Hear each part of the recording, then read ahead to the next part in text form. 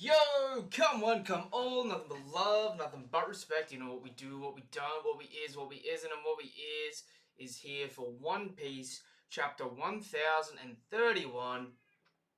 Holy shit. We are so damn close, alright? Like, Wano has been going on for an absolute minute, and it feels absolutely crazy that we're getting this far into it. I know the first chapter of this year was only chapter 1000, and being at 1031, it's just like, holy shit. It feels so close to the end of the story, but we're still so far from the end. But it is what it is. Now, I know I went live, but I will just point out the chapter hasn't dropped yet.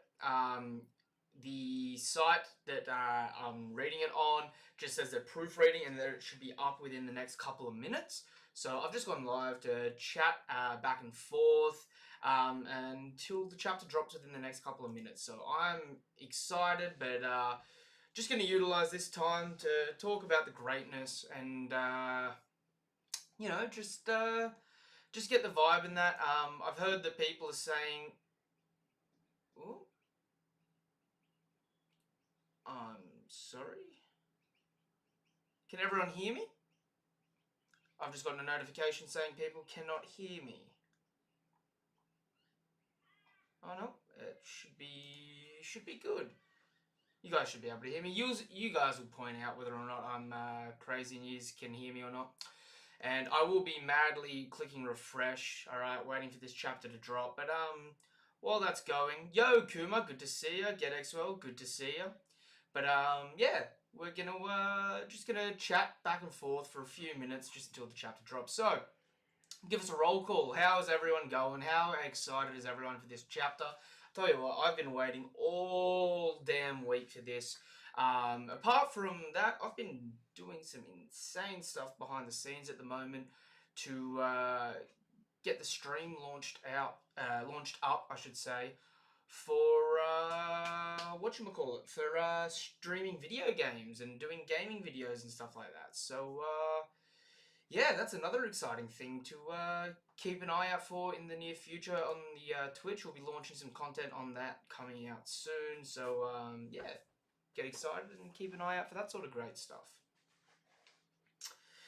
So, how are you guys going? What's the vibe going today with the One Piece? I can tell GetXwell was already super excited earlier to start talking about the chapter. Like I said, though, still waiting on the damn thing to drop. And the second it drops, I will divert all attention to going straight into that. It's just, on Friday, I can't contain myself anymore. It's already 6 o'clock, right? And if I can't read the chapter, I just want to talk One Piece while I'm waiting. You know what I mean? Like, you guys understand. It is like a drug that is desperately needed in my veins. Right, we're all here every week, Friday, just dying for new One Piece content. So you know what it's like. You know the grind.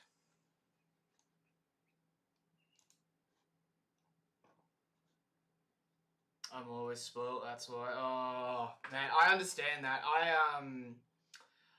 I follow some people on Twitter, and every now and then it just hits me up in a risky way where I'm just like, oh no, that's a spoiler. And like, I'll get stuff maybe in context or out of context, or just something that just like throws me for a whole loop. And I'll just be sitting there just like, oh no, that I can tell that's bad. I can tell that's bad. I can tell that's bad. And it definitely freaks me out.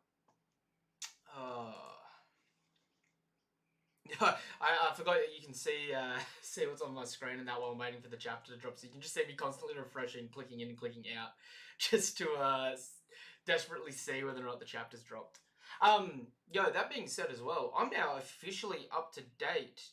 Oh, chapter link. The chapter hasn't quite dropped yet, but the link to the chapter will be in my Discord. So if you join the Discord, the link to the Discord is in the description down below. Join the Discord, go over to chapter links, and the moment the chapter drops, which should be any minute now because they're just proofreading it, you will be able to read the chapter along with me.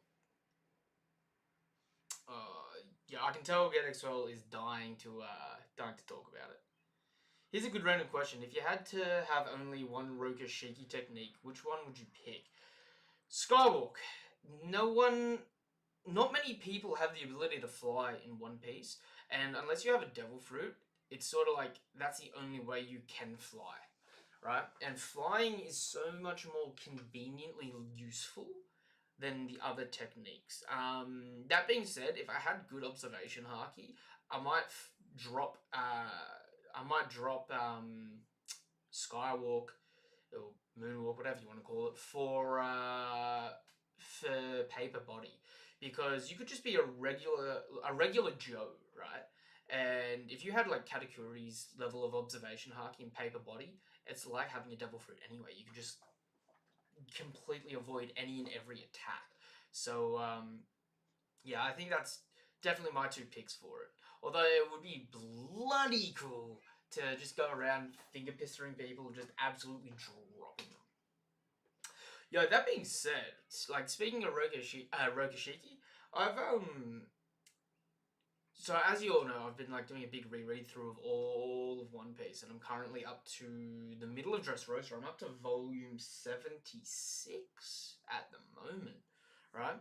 And like reading the whole series, start to finish, up to date, without any cuts in the narrative, or not without waiting week to week, sort of thing. It's like really helping give me a clearer perspective of how strong some people are and stuff like that. And it's like, yo, do you know how crazy it is that Cavendish, while in Huckleberry form, was just speed blitzing around and literally just one shot everyone in his Colosseum bout, other than Rebecca, and she didn't even defeat him. She literally got hit, and it was lucky that she was wearing armor and she tried to dodge. It breaks her arm's visor in the manga, right? And she's like just luckily the first person to get up. Like, yo, Cavendish goes ham as Hakuba. Um, why does it seem that your chat is always late when it goes to your screen? Yeah, I don't know why the chat is late today. I wonder if I can fix that. Give me a moment, actually. Give me a moment. I have done some resetting of some stuff. So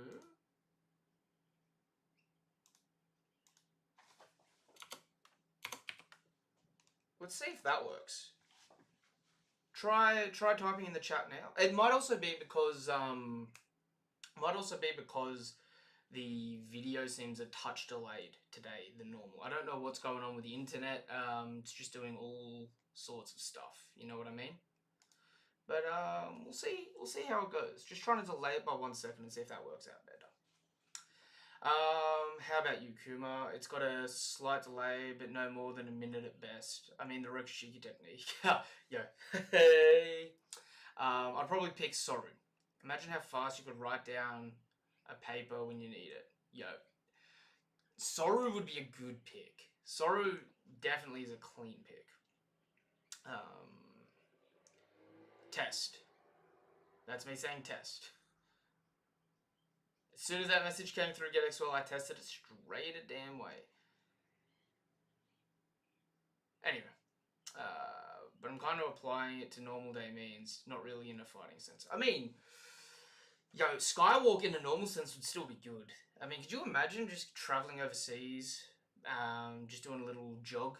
Going for a jog overseas just for a holiday? That'd be some pretty fun broken shit. You know what I mean? Oh, God, this proofreading is taking forever. Alright, well, do you know what? I'm going to take this time while I'm waiting for this damn video, or damn chapter, I should say, to peak up. I'm going to ask a question, alright? And I know I've asked it a few times now, but like now that I'm rereading through Dressrosa, I'm just before the climax of the arc, so I haven't really, like, I've seen Doflamingo get hit by the Red Hawk, but he hasn't really fought past that yet, right? So I want to ask what you guys and girls, what your perception is, or what your thoughts are on, do you think the Doflamingo family and Doflamingo himself, right? How do you reckon they would fare against a Yonko crew without the Yonko? You know what I mean? Because I can't remember if I was talking about this on stream last week, but I might have been talking about it with my wife off stream and off camera, right?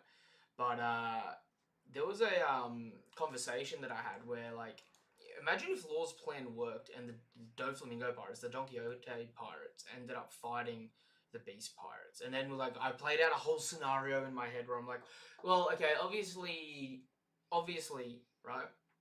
Kaido would just send Jack. Like he'd send the Zo team straight for Doflamingo, Dressrosa in that situation, right? And then when they wouldn't go, he would go himself with his main forces, right? But I mean, and tell me if you guys think it would be different in that situation. But I kind of see Doflamingo taking out Jack at this point in time. Like Doflamingo was an agile fighter. It was hard to hit him. He had a damn lot of stamina. He could do a lot of first aid. And what a lot of people don't really realize about him is like uh, with Doflamingo, like a lot of people misunderstand in the manga, like, oh, Law got nerfed fighting Doflamingo, and it's like, no, Law didn't get nerfed. Doflamingo used his string to pull himself out of harm's way in a lot of situations. He literally marionetted himself out of harm's way to beat down on Law. You know what I mean? And like the only way Law landed hits on Doflamingo is in the same way he's landing hits now against a Yonko. You know what I mean? So it's like the upscale of Law, like in a one-on-one, Doflamingo seemed to be stronger than Law, right? But like in the upscale there, it's like the way that Law fought Doflamingo is no different to how he's successfully fighting the Yonko now. The difference being like his awakening would have been completely useless against Doflamingo seemingly, because it wasn't that like Law's awakening seems to just bypass people that have immunities to defense, where Doflamingo wasn't immune. He was taking attacks from normal, like he was taking damage from normal attacks. It was just about hitting him in the first place. You know what I mean? That's why, like, that's one of the reasons why I'm like, okay, Law had his awakening in Dressrosa, even though he didn't use it, and everyone might be like, oh my god, why didn't he whip it out to beat Doflamingo? And it's like, well, I mean, he couldn't hit, like, his problem was he couldn't hit Doflamingo, not that when he hit Doflamingo, it wasn't effective. You guys know what I mean? I think, yeah, and just to point out, the chat wasn't super delayed then, I was just going on a rant before reading this, alright? I think yes, because Sugar's Devil Fruit will probably work on non-Yonko. I mean, that would be interesting, but then I would also make the argument that she might just get overwhelmed in hordes. I would say they get past a handful of the lower Tobiropo, but I can't imagine Dofi having enough power to overcome King or Queen, especially at the same time. If the Devil Fruit is in favor of the user, there's a high probability for them to win. They're also not lacking on Haki. Yeah, Jack's got an insane amount of durability and stamina and a monster in his own right, but he doesn't have the skill set to overcome combatants focused around technique and agility. I mean, yo, I love Jack, right? I was around on the formulative days, right? I wasn't making videos, but I was around in the formulative days of the Mammoth Boys, right? Like back when Roger was starting to peak in his early days, right? But yo,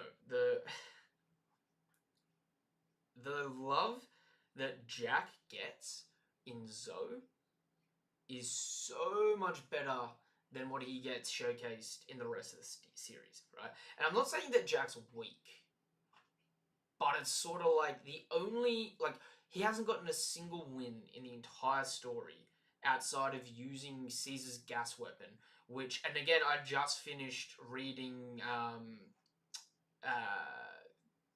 Punk Hazard not long ago, and Caesar's big selling points were like, you got to remember in that arc, he was like, Navy Vice Admirals, two people with bounties over 400 million, right? Cyborgs, everyone gets affected by my weapons, alright? So it's sort of like,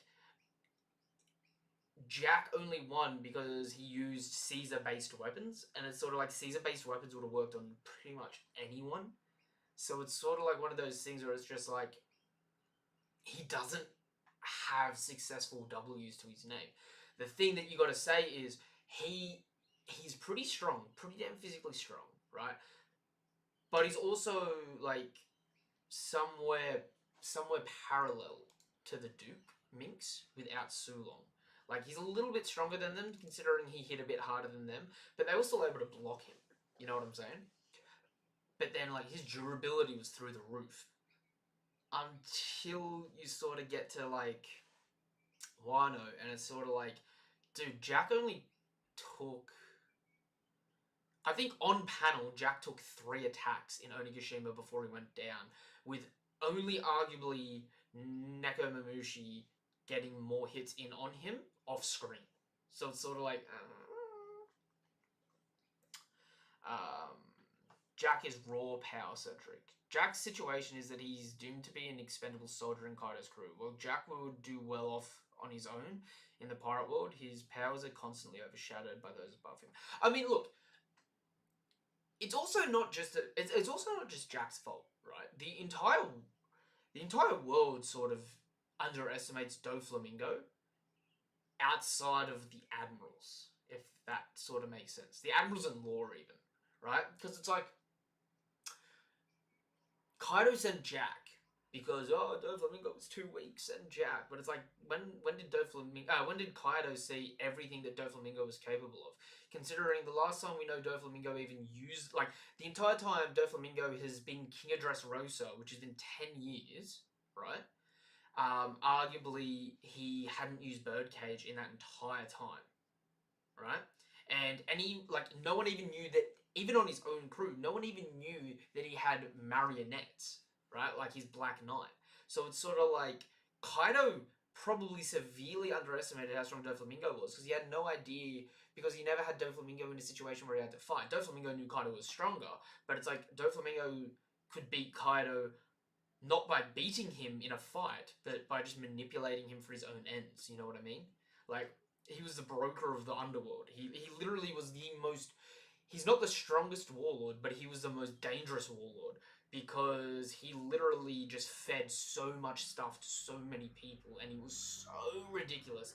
Like, his bounty of 340 mil was from 10 years ago, because he was a warlord by the time he joined, like, by the time he became King of Dressrosa, he was already a warlord. That was 10 years ago. 12 years ago or 13 years ago, he wasn't a warlord, right? So he became a warlord in the last 10 years, got his bounty frozen. In that time, right, arguably, he, like, I can't remember, I haven't fully finished the flashback, but we never saw him use Haki before that, so it's sort of like, he got a fair few buffs and then took over the entire underworld in a ridiculous manner. He was manipulating the world government, CP0, Kaido, Big Mom. He was arming everyone. He was like the natural enemy of the revolutionaries. And something to point out that people, like, sort of don't remember is the Revs had sent heaps of people to Dressrosa to uncover Doflamingo's, shit, and to essentially get rid of Doflamingo, and Sugar turned them all to toys. And everyone forgot that it even happened, so it just kept happening on repeat. If you read the chapter, you will be relieved you are not spoiled. Refreshing right now, I'm so desperate for this chapter to drop. I've been talking now for 20 minutes, and I'm like, dude, I set the chapter specifically at 6 o'clock, because the last 6 weeks, like clockwork, at 6 o'clock, it dropped. Right? Now I'm sitting here just like, oh, come on, please. You can only proofread for so long. Jack probably is just that powerful, but I think he is a fodder who rose up to the ranks. Yeah. Oh, am I not getting any data? Oh, hang on a second.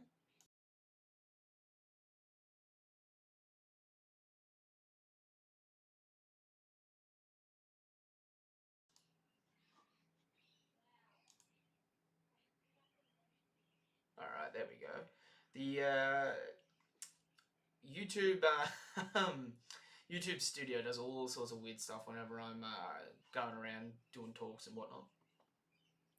Back now though. Yeah, Dofi's power is not only in terms of combat ability, but his influence and history as well. I feel like a lot of people overlook that. Oh, 100%.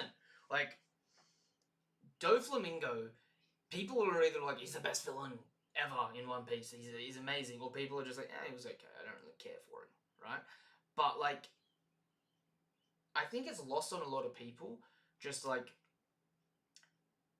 why he's so terrifying, because he's like everything that the celestial dragons and the world government stand for condensed down into one island, and it's like one person is that threatening, and you have an entire clans and clans worth of people that are doing that stuff. When Dofi talked to Suru, his threat was real when he said that he was the linchpin that kept the underworld in check. Now, without him, the throne wars are finally going into motion 100%. His role is far from over in the story. He's got knowledge that we're begging for about the Celestial Dragons. Oh, 100%. And I mean, like, another thing to mention is, like, and it is specifically stated in the official Viz, because I've got the freaking hard copy from the official Viz.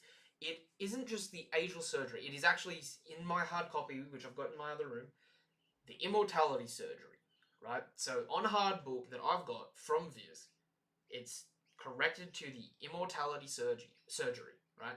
So just clarify any misconceptions of that. It is immortality surgery that Lord's ability can do, right? Yo, Doflamingo said if he was immortal, he would have taken over Merijoa, right? That is insane. And it's like, he talked about the national treasure, and people can think it's like a weapon or this or that or whatever, but it's just like, the dude is absolutely stacked with knowledge, stacked with so much story, and he's just so entertaining. Every time he's on screen, he's so captivating, and he's got some of the most interesting panels in the entire story. Dofi is essential, but but now this must change for the prophecy to happen. Yo, hello to the night viewers.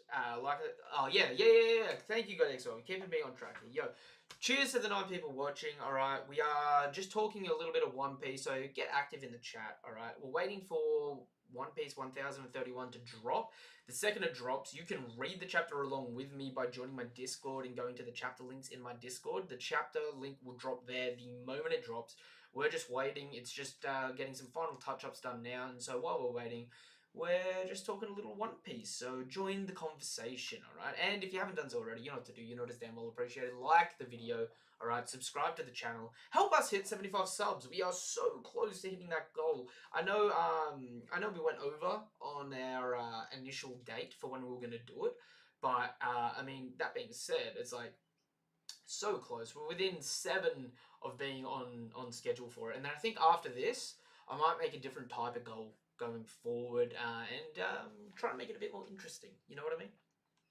Alright. It's also interesting that Dofi knew about his special surgery. That information seemed to be known only to Sengoku and the higher-ups.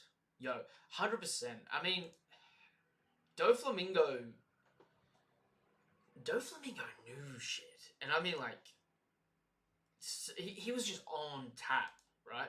He had his hands in so many honeypots, and I don't know if you guys have ever seen the theories about it, but it just makes so much sense that he also had a monopoly on the medicine of the One Piece world as well.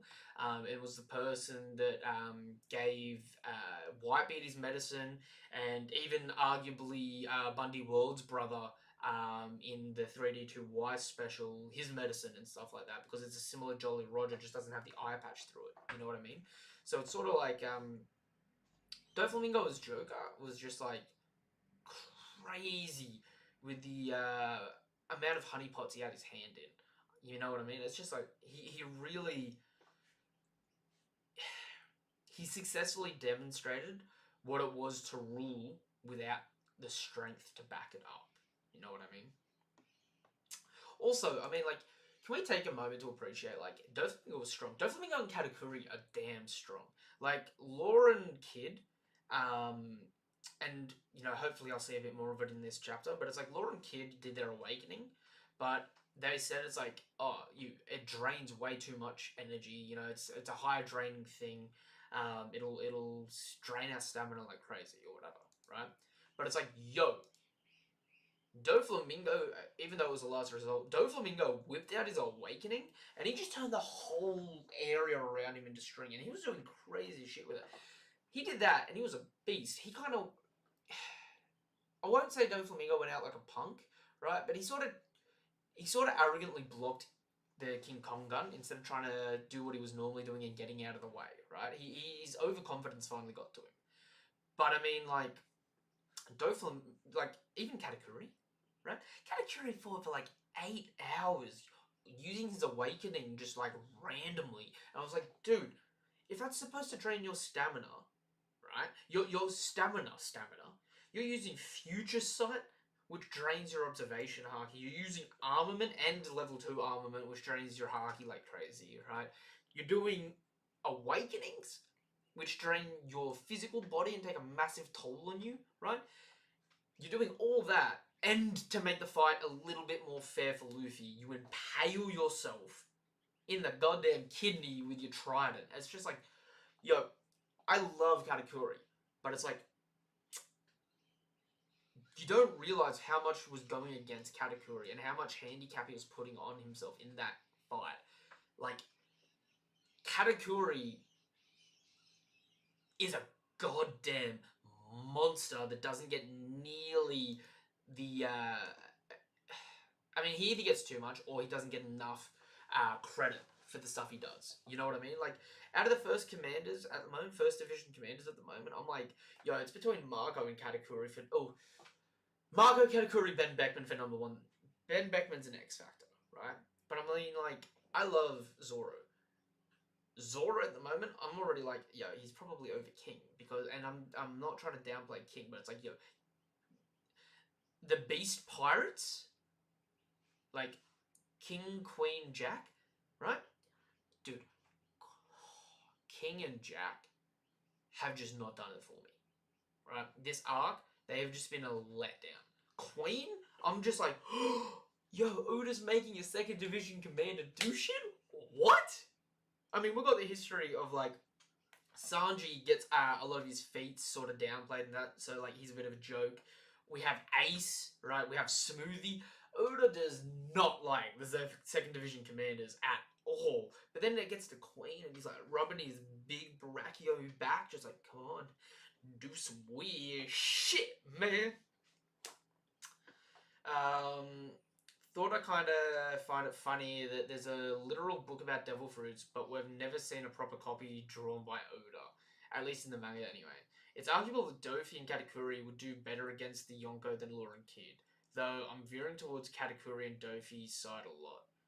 Yeah, I don't think Luffy truly was stronger than Katakuri during the whole Cake arc. It was more so a battle of wills than a fight of pure physicality. I mean, you also got to understand in a weird way that Katakuri was exhausted of, like, Katakuri really kept his personality down low. His family, outside of his older siblings, right? They, as a family, did not know the true him, right? And, like, he got so much hate and all this sort of shit, but it's like, yo, dude, Katakuri, my guy, Mr. Slam Jam himself, alright? Mr. Dunkin' Donuts, alright? Dunkin' Luffy, hitting threes, right? He can stand at the 3-point line and just drop his hands in the basket, right? My guy was just absolutely dominating Luffy 1v1, right? And then even when Luffy whipped out power-ups and went beast mode and just developed, Katakuri got shook for a second, shook it off and was like, nah, I'm still clean. And then proceeded to beat this man down until Luffy went, oh, sorry, I ran out of time. I can't finish this today.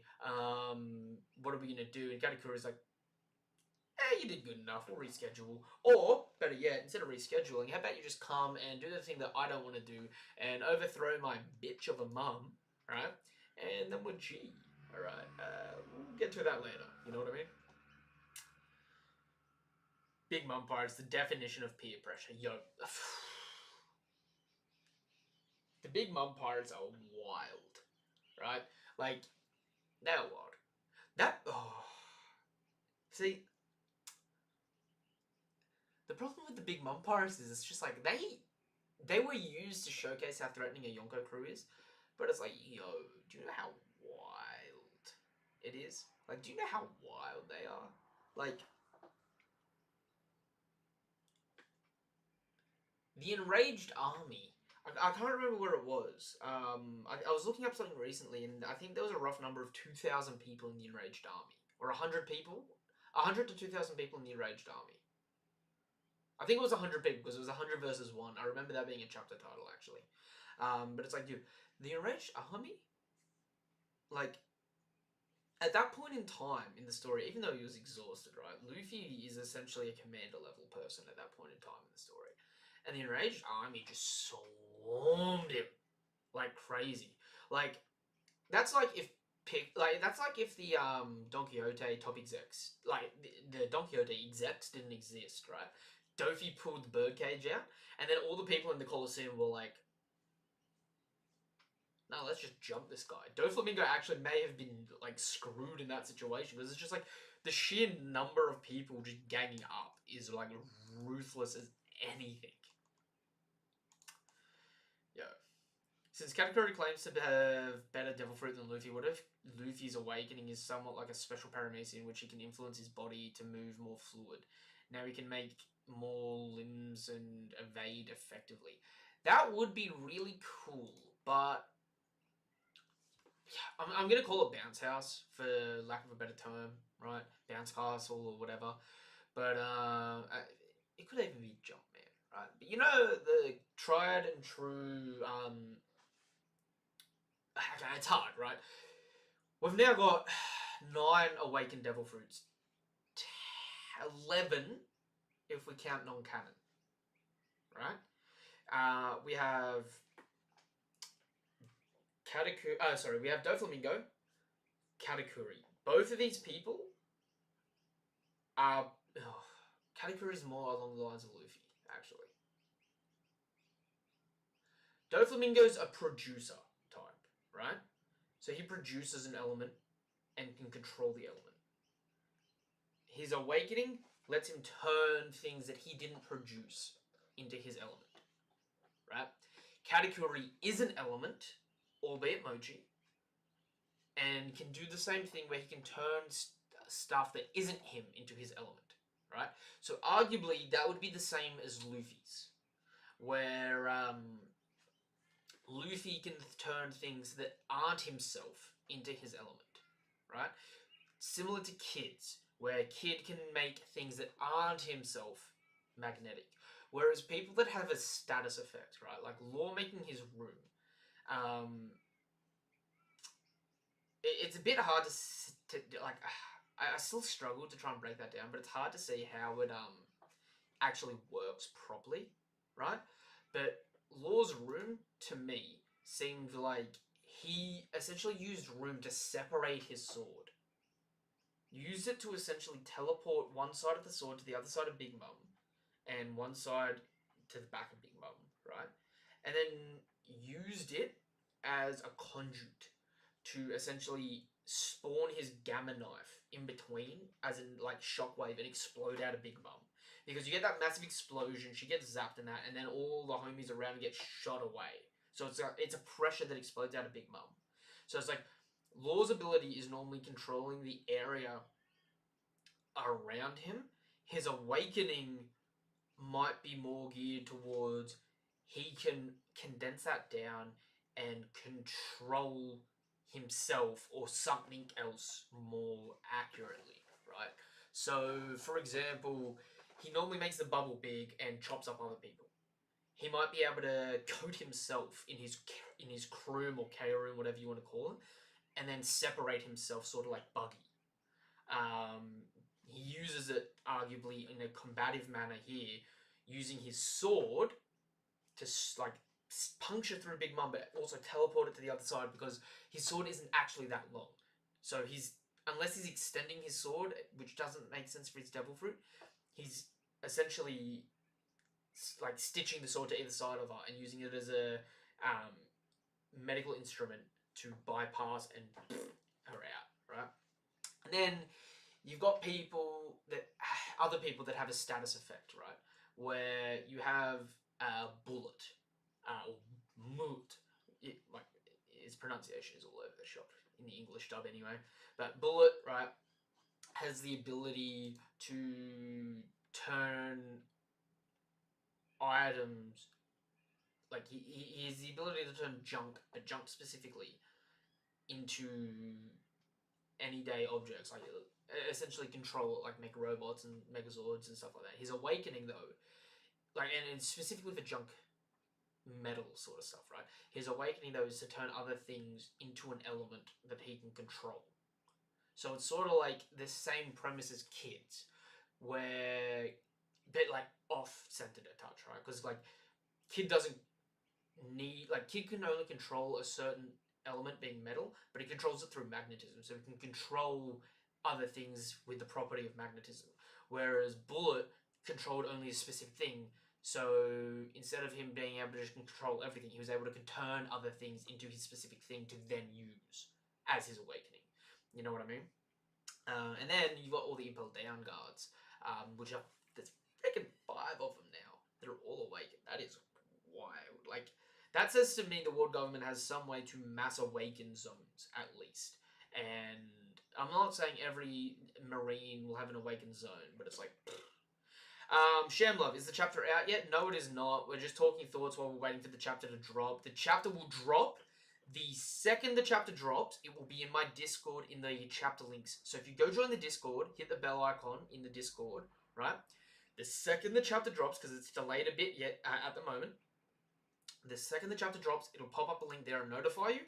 And I will immediately go live to look at it the second it comes out. You know what I mean? That being said, if you haven't done so already, alright, just while I'm keeping my eye out, just in case it comes live all of a sudden, alright, subscribe to the channel, hit the bell icon for more notifications for content like this, alright, because once this chapter drops, I'm going to go wild in going through the chapter, alright. It is definitely necessary for me, because I didn't really do a discussion last week, so like my pent-up week's worth of talking about One Piece has sort of gone to the wayside, and I'm now super desperate. Oh, there's a truck driving past. I'm now super desperate to talk about One Piece.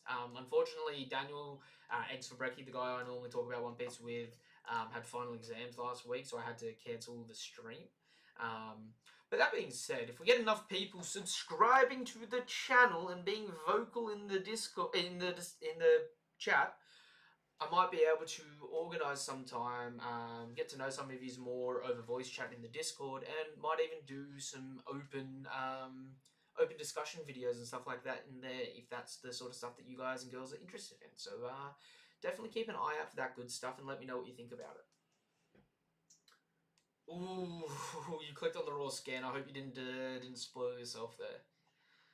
They're just doing a bit of a proofread at the moment, so it's on its way. It's on its way. Like I said, it'll drop from the Discord the second it comes out. But definitely damn well excited for it. Yo, we've got 12 people watching right now. Yeah, get excited straight on it. 12 people watching. Yo, cheers for coming by. Oh, Sham Love subscribed. Look, you got to test. Actually, it's there. You got to test out the subscribe feature and get your name immortalized in chapter 1031. You can enjoy that moment, and that also makes you our 69th subscriber. So I'm always going to remember Sham Love for 69. That is forever immortalized as you, my guy. So much appreciated. What a number to go down remembered as. I'll definitely keep an eye out for you in the future. But yeah, desperately refreshing for this chapter to drop. I am so keen for it to drop. I've been essentially starved of One Piece this week. Yeah, smack that sub button if you haven't already. What was I talking about with the Awakenings before that? There was a point I was trying to get around to, but I just completely got sidetracked and complete and utterly forgot what I was talking about. Anyway, how you going, chat?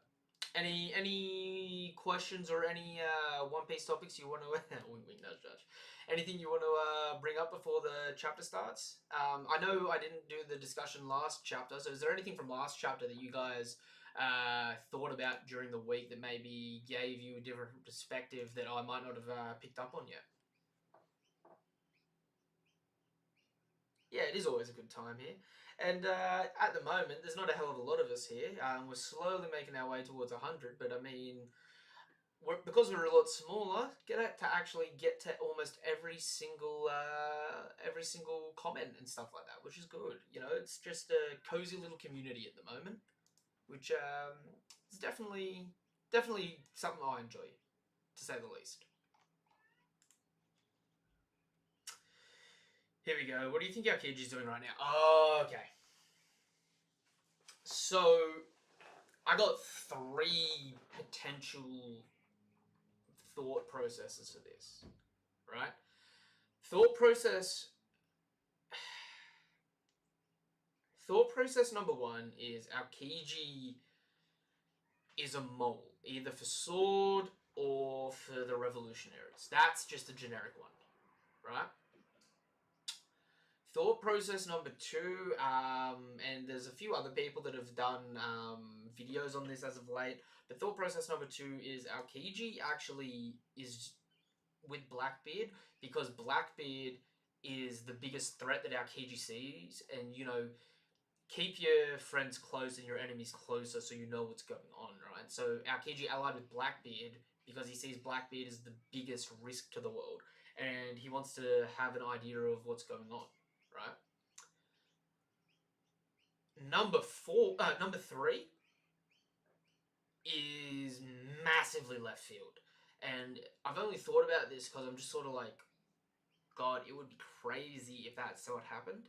And that's that our Kiji is actually allied with Blackbeard specifically because he disagrees with our Akayunu's way of thinking.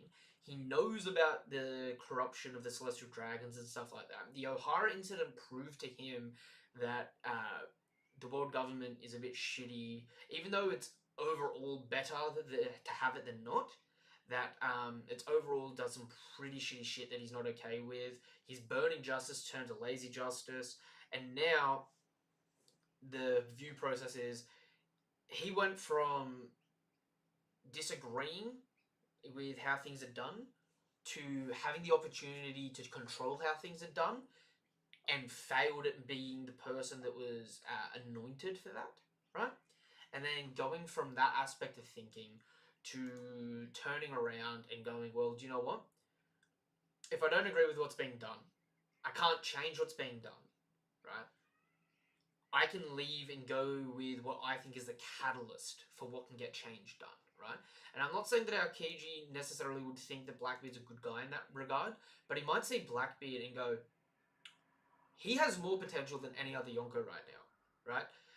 He has a fruit that cancels out the devil fruits. He's got Whitebeard's ability. He's built a crew up like crazy. He's hunting devil fruits, but not just mass making terrible devil fruits like Kaido did, but he's actually going out of his way to get good devil fruits. He's got mythical zones, right?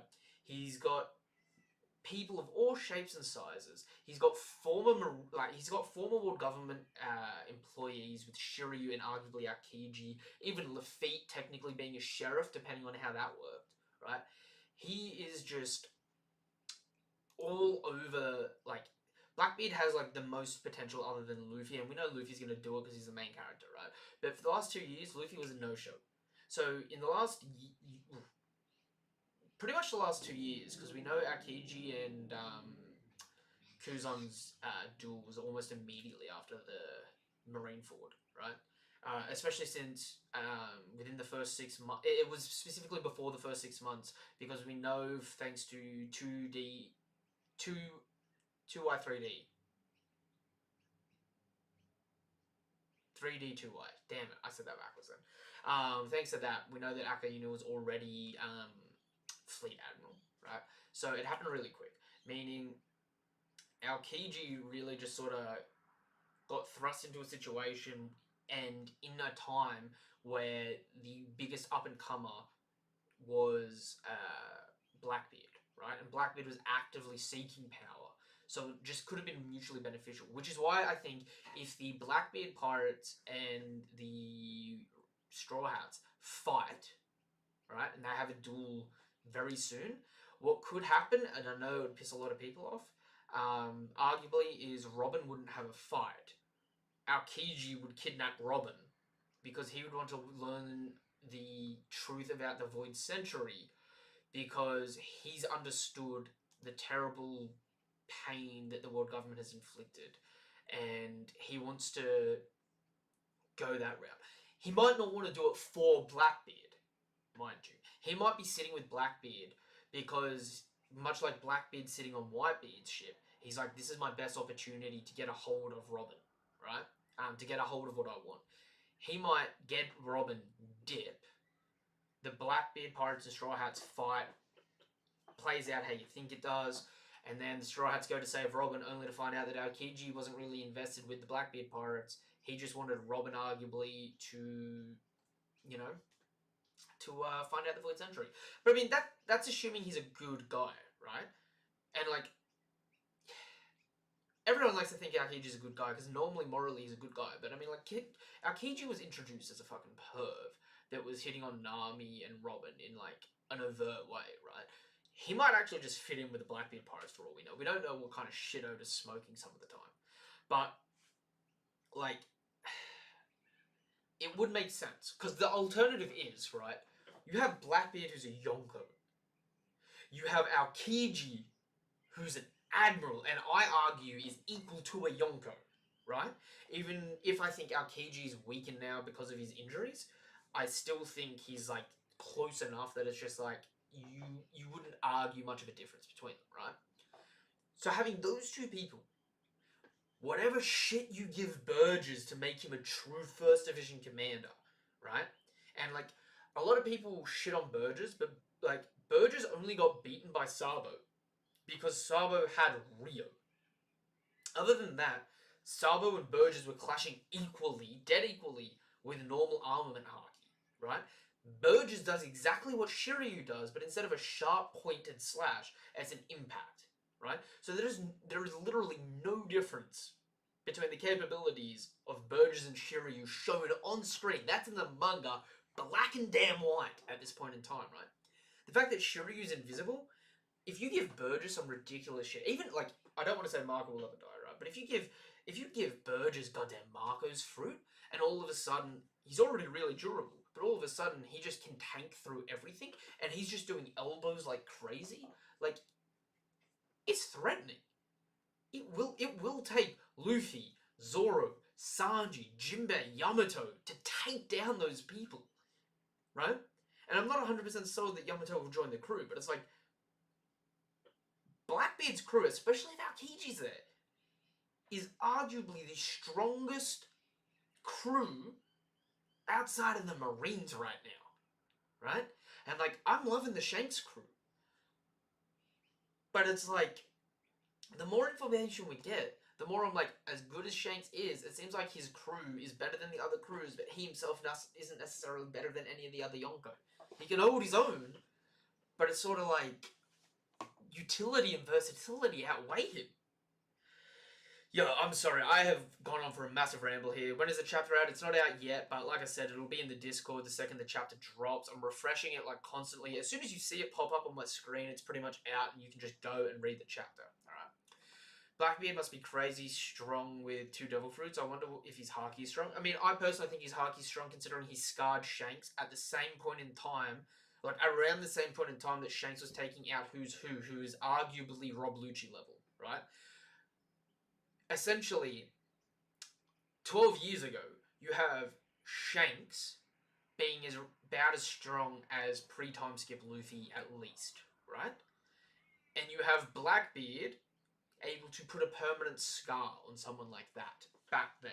So you got to respect that he's got something, right? Because that's before both devil fruits by far.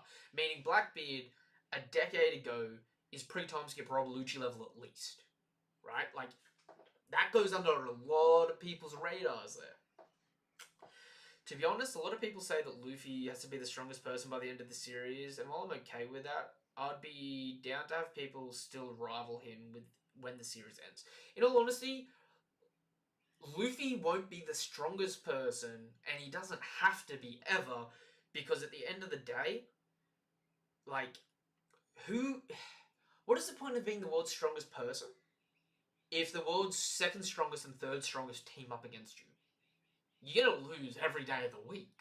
So it's just sort of like, you literally have nothing going in your favor there. Like, yeah, you're the number one, but what does it matter if you still get beat by 2 people? And I know it's like One Piece, you get jumped, but it's like, I mean, shit.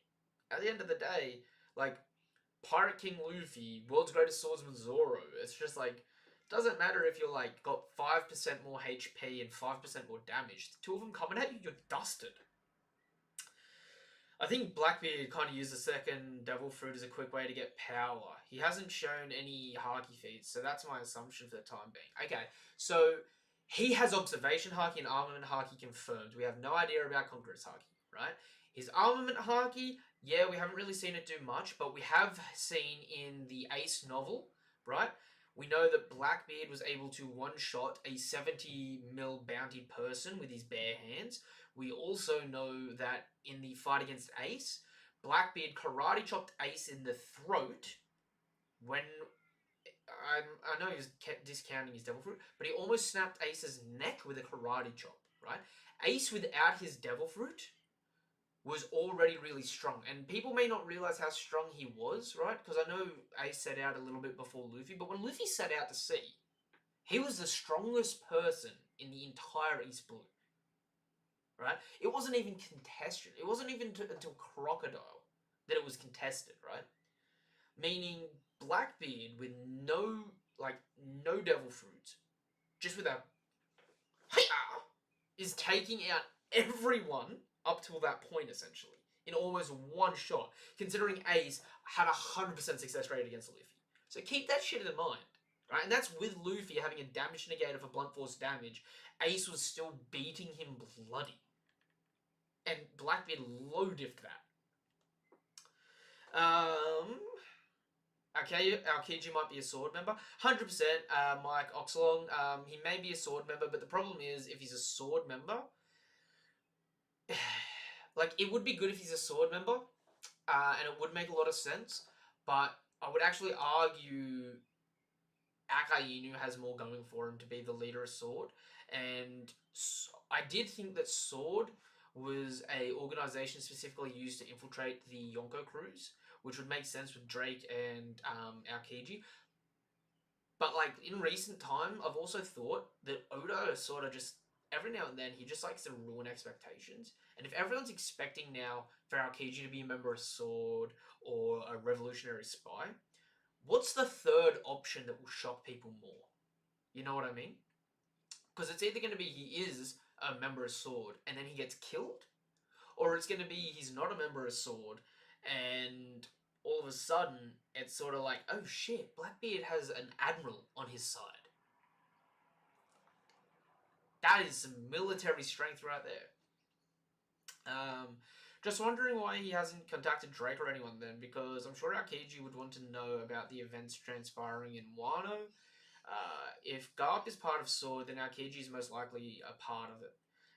Garp does sound like a definite candidate, but I don't think he really has the motivation to change the world government at his age. So, you gotta remember, Sword was set up pre-time skip, considering Drake was a member of it, right?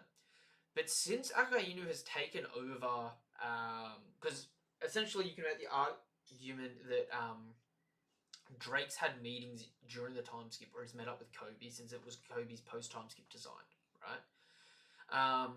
Arguably, right, Kobe only got initiated after the time skip, meaning during the time skip, meaning when Akainu was the fleet admiral. Now, I actually think wholeheartedly Akainu knows about Sword. I actually think, arguably, Akainu is he actually really likes Sword because he's now limited by the Gorosei. So what better way to take the fight to the Yonko like he personally wants, right? Than by making a group of Marines, people that specifically the public think Akainu doesn't get along with, Kobe, Aokiji arguably. We don't really know about Drake, but we know Drake's family history, and Akainu might be have voiced actively against Drake in the past, right? For all we know. But people that arguably are in Sword are people that arguably Akainu doesn't like, right? Which makes it the perfect cover for them to be people that are on the top secret mission from Akainu to take the fight directly to the Yonko. which is why Akainu might get drip-fed some little bits of information about Wano. We don't know. Though it could be wrong. True. TCB holding it because it will be 100% trending topic. Ooh, I'm desperate. Like I said, I'm desperate for the chapter. I am so damn desperate. Because while Garp's definitely got a conscience, his mindset revolves around his work and devotion to the old marine forms. Don't forget that he could have had busted out Ace out of prison no problems when he met him in Impel Down. When will I read the chapter? I'll read the chapter the second the chapter drops. I went live at 6 o'clock because that's when the chapters normally drop, but TCB Scans has been holding on to the chapter. They're just fixing up some of the proofreading. So we're just waiting for the chapter to drop now. The second the chapter drops, you'll see it come up live on my screen here. And if you want to read along before following me for my read-through, what you can do is jump straight into the Discord. The link to the Discord is in the description down below. Alright? Join the Discord. Go over to chapter links. Bada bing, bada boom. The link will pop up there for you. And if you haven't done so already, since we've got 13 lucky people watching this video right now, if you haven't done so already, subscribe to the channel, hit the bell icon for more notifications for content like this, give the video a thumbs up and all that good shit. It would be crazy if Blackbeard's rings could have devil fruits. Even the viewers are itching. Yo, everyone is itching this chapter. Get it, well, you've read the spoilers. I don't want any spoilers, but you made it sound like the chapter's good, so I hate that TCB Scans is blue-balling us all, but I understand as well.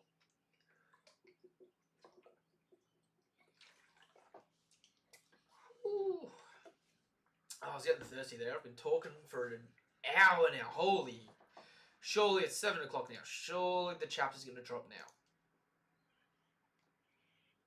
Come on, you can only hold it for an extra hour past your normal release. You can't do me dirty like that, guys. Oh, this must be a fat chapter. Yo, I didn't even think. It's chapter 1031. That's the one that they were saying might be a heavenly descent. So this might be when Onigashima falls down. Oh, I forgot about that. Well, shit. I can understand why it's taken so long for the chapter to come out now. It's gonna be a big one for sure. Come on, please drop for me. Blackbeard with the rings, right? I'll talk about that for a second. The Blackbeard ring theory, I think, is really good. But it only works with zones. Because the only thing that we've seen inanimate objects eat is a zone. Arguably because an inanimate object couldn't activate a fruit from the same technique. Because it wouldn't have a conscious ability to do so. That's why I don't think the rings theory is true. Because if you look at every inanimate object that has eaten a devil fruit so far, it has to be a zone. Because otherwise there's no way to force it to use the ability. You know what I mean? It has to follow orders, so it has to have ears. Blackbeard secretly conversing with Sauron in the background. Yo, don't even get me started. Don't even get me started. I love me some Lord of the Rings. Do you know, as a wee youngin' at 8 years old, I had read The Hobbit 3 goddamn times. I love, like, Tolkien's writing can be boring, but damn me if I don't love some Lord of the Rings. Alright, I love me some Lord of the Rings. What do you think the extent of Sanji's Lunarian's powers are? Yo, okay. Sanji's Lunarian powers, I think it's just going to come down to the fire. And I think we're going to get teasers of how strong it's going to be from King. And whatever King's capable of, Sanji's going to be capable of. I think the biggest thing will be Sanji being able to ignite every part of his body, like we've seen with Hell Memories, right? And we saw pre-time skip in Thriller Bark. Him being able to, like, engulf himself in fire, because, you know, it's strong. But I think the other extent of it is going to be more projectile-based attacks, and hotter flames, and actually, like, instead of Rio, if he coats himself in, like, a thick layer of flame, it might be able to work in a defensive way there, where if you can make the heat so dense, it's sort of like clashing with oven. You know what I mean? It's just like it just amplifies that shit even worse. Uh, there's a spoiler leak that indicates the possible scenario in up to 1035, I think, and three of them has come true. Yeah, I don't want to say I want to read that, but I'm curious, Get Well. And that's dangerous, man, because I don't have great self-control, I'm not gonna lie. Holy shit, we got 18 people in here. Yo, hello, ladies and gentlemen. If you're hanging around for the chapter, I haven't read the chapter yet. The chapter has been delayed, so I'm just talking One Piece, so join the chat and talk some One Piece greatness. You'll see the chapter the moment it comes live, because it'll pop straight up on my screen. And on top of that, if you want to read the chapter, you can do so by joining the Discord. The link to the Discord is in the description down below. And then once you join the Discord, go over to chapter links, and then bada bing, bada boom, you'll get notifications for whenever the chapters drop. So if that's what you're here for, there's your PSA. Now, for everyone else, let's talk some One Piece greatness while we wait. The pacifistas do have Kizaru's fruit. No, they do not have Kizaru's fruit. Vegapunk essentially found a way to weaponize light by making a laser. So it's not having his fruit, it's mechanically replicating the fruit ability. Now, the interesting thing would be from here is, since Devil Fruits, and since Vegapunk was able to make a Zone Devil Fruit, right? And we know that was based on lineage factor. Is Vegapunk now able to manipulate that, arguably, and clone the lineage factor of a Devil Fruit that he has possession of, and make replicas of it? Because that would be some pretty crazy thought for the new pacifistas and the SSG. And I've talked about this a few times now, because I've reread through the whole story, stuff that Vegapunk has done is he's made inanimate objects eat Devil Fruits, right? He's tried but hasn't succeeded, as far as we know so far, for gigantification. He's been able to replicate Kizaru's Devil Fruit abilities, make cyborgs, and, more importantly, clone people. Since the pacifistas are clones of Kuma that have then been cybernetically enhanced. The interesting thing about those 6 things is if you combine all of them, and having Sea Prism Stone and using it to defend yourself against Sea Kings, right? So arguably, right, the scariest thing to do for Vegapunk, right, and the biggest thing to do isn't having like the pacifistas have Kizaru's fruit, which is really impressive, but like if you got an admiral, Kizaru, Akainu, Green Bull, Fujitora, whoever, if you got an admiral as a base plate, who we know are pretty like damn durable naturally, and damn tall, clone them, right? Then cybernetically modify them, give them Sea Prism Stone, make some of their mechanical components have eaten either mythical or regular smile fruits that Vegapunk has made, right? Meaning when someone's in close proximity to them, the pacifistas where they're normally sort of like, oh, we can't defend. Like, imagine if, I'll say Brook. Imagine if Brook goes to stab a pacifista, right? And all of a sudden a snake comes out and bites his sword from the pacifista's shoulder, and we find out that the shoulder plate is part snake and can turn on and off. Because Vegapunk's smile fruits can deactivate, whereas Caesar's can't, right? Now take an admiral that's been cybernetically enhanced, has zone defenses, right? You replicate Kizaru's laser, you give them a Sea Prism gauntlet that they can shoot out like Frankie's strong, right? And then gigantify them.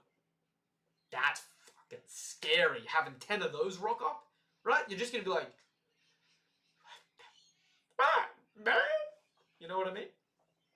Dang, we need 20 viewers. Yo, that would have been cool, but we're back down now. Do it. The spoilers for 1030 to 1035 are extremely vague. You should read them. If you, Mike Oxlong, right? Send me the link in the Discord. I will give them a read. right? I will give them a read. If they're really vague and they may have been a hit or miss, I'll look at it because it'll be interesting. Imagine if they get a hold of Foxy's power, which is not currently a thing in the One Piece world. It's pretty OP. I mean, Foxy's canon, so it would be a thing in the One Piece world, and it's. I mean, imagine being able to slow an enemy down and then hit them with Kizaru's laser, right? And I mean, we haven't really talked about this, right? But it's been hinted time and time again that Kizaru's lasers, the Pacifists and Frankie, could damage Kaido and Big Mom. So you got to remember, 20 Pacifists showing up even on a Yonko is sort of like the Yonko may be able to one-shot him low diff, but if one of them land a hit, it's gonna hit and it's gonna stick. So that's something to be kind of mindful about there. Imagine if the Pacifists would be strong if what they have now, they don't need the Warlords. No, don't read the 130 to 135 spoilers. Oh, it's interesting. It's on Twitter. Okay.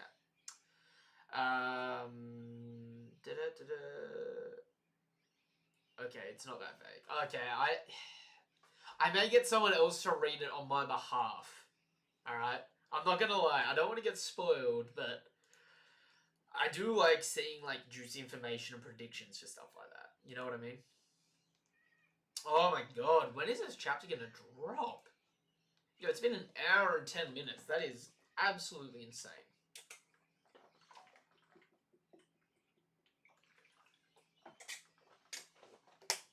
Oh well. When the chapter drops, you know it's going to be good. Has the chapter dropped, Quilty Simon? No, it hasn't yet. We're just talking One Piece, waiting for the chapter to drop. The second the chapter drops, alright, it'll be in my Discord. The link to the Discord is in the description down below. Join the Discord. Go over to chapter links, and then bada bing, bada boom. That's what you're looking for, my guy. And it'll also, if you hang around to talk about One Piece, you'll see the chapter drop because it'll come straight up on my screen here, clear as day. It's all big things. Don't do it, man. Oh. Okay, if it's big things, I'm not gonna do it. I'm not gonna do it. I love the story too much. Alright? I love the story too much. You know, I hate it because I don't know the information's out. That's gonna be an earworm. Why'd you have to mention potential spoilers to me? You're gonna get me in trouble now. I'm gonna be too curious.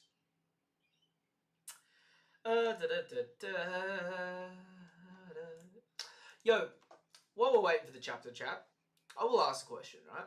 What kind of games would you be interested in for me to start streaming on Twitch if you're interested in that sort of stuff at all?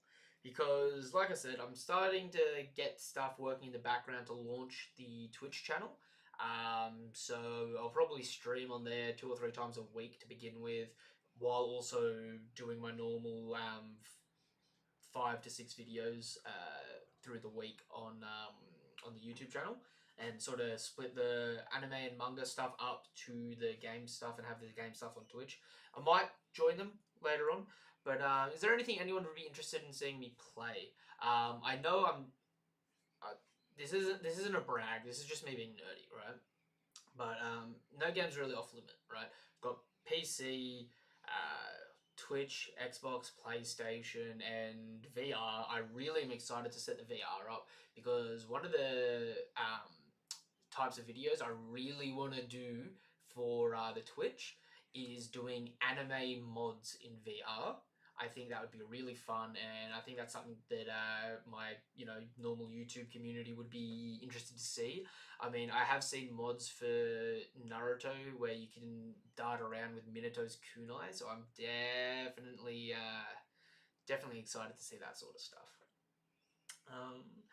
I did not save it because I wanted to forget what I read. It's just a screenshot. Does anyone have the link to the chapter? The link to the chapter will drop in the Discord the second it drops. Again, the link to the Discord is in the description down below, and it'll also show up on the display if you want to hang around in the stream and talk One Piece stuff. The second it drops, it'll come up on the screen up here. The spoilers could be fake, not verified yet, but 3 of them have already made it true. And it's before that chapter's dropped. Oh. Alright, get XO. I don't want... I'm not going to ask for any other spoiler, but does any of the potential spoilers indicate at all the end of Act 3? That's all I need to know. If you tell me that, I'm not going to have any urge to go hunting for it. And you can lie to me, alright? If you think it's best for me, lie to me. But I just need to ask for the benefit of myself here, alright? Is there anything to do with Act 3? Ending, I should say. Act 3 ending.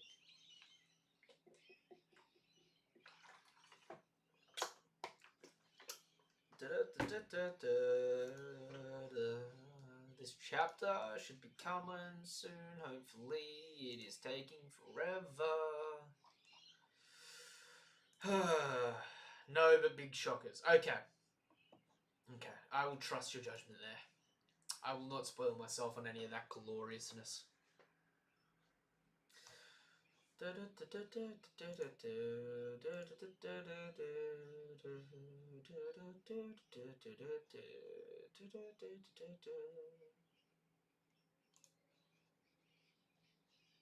Alright.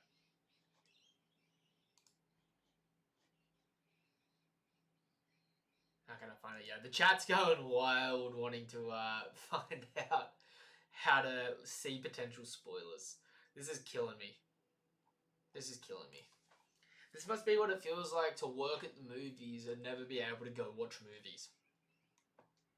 Coming in the last 10 minutes, looking around to see if you need to clean up and getting stuff spoiled. So big you'll either lose hype or hype it even further, no in between. Ooh. I've got big expectations now. Because 1035 is when volume 101 will end. So... Shit. No, it could be real. It could be real. Don't do that to yourself, man. Don't do that to yourself. Don't do that to yourself. Yeah, alright.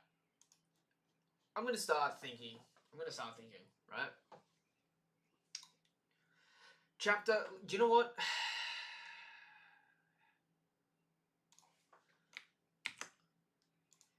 I'm going to go back, have a look at chapter 1030. I'll keep an eye out for when the chapter drops. I still need to go through and have a look at a few things, alright? The chapter hasn't come out yet. This is chapter 1030, okay? So don't go freaking out yet, thinking the chapter's dropped, alright? I'm just looking at last chapter because I didn't get to talk about it last weekend, but, yo, it's crazy. I saw a theory that the, three numbers, Zanki, Fuga, and Inbi, were the three people stuck in the, three people stuck in... Actually, it was in the same room, in the Iwato chamber. Except the Iwato chamber used to be where the Iwato cave was, where Yamato was as a kid with the other people. I saw 1034 spoil. Don't, chat, please, don't. Alexander, I beseech thee, don't spoil me. Are the spoilers about Luffy, Zoro, and Sanji? It can be real, so save yourself. But it's on Arabic Twitter, but the photo is in English. You're killing me there, You got me scared. Alright. So, have you guys heard the theory that this is actually the three samurai that were in the prison cell with Yamato? Because, honestly, I see it and I don't see it. It would be interesting if that's what happened, but I kind of don't think it would, considering the other numbers. These guys are 1, 2, and 3, and the other numbers are already 68.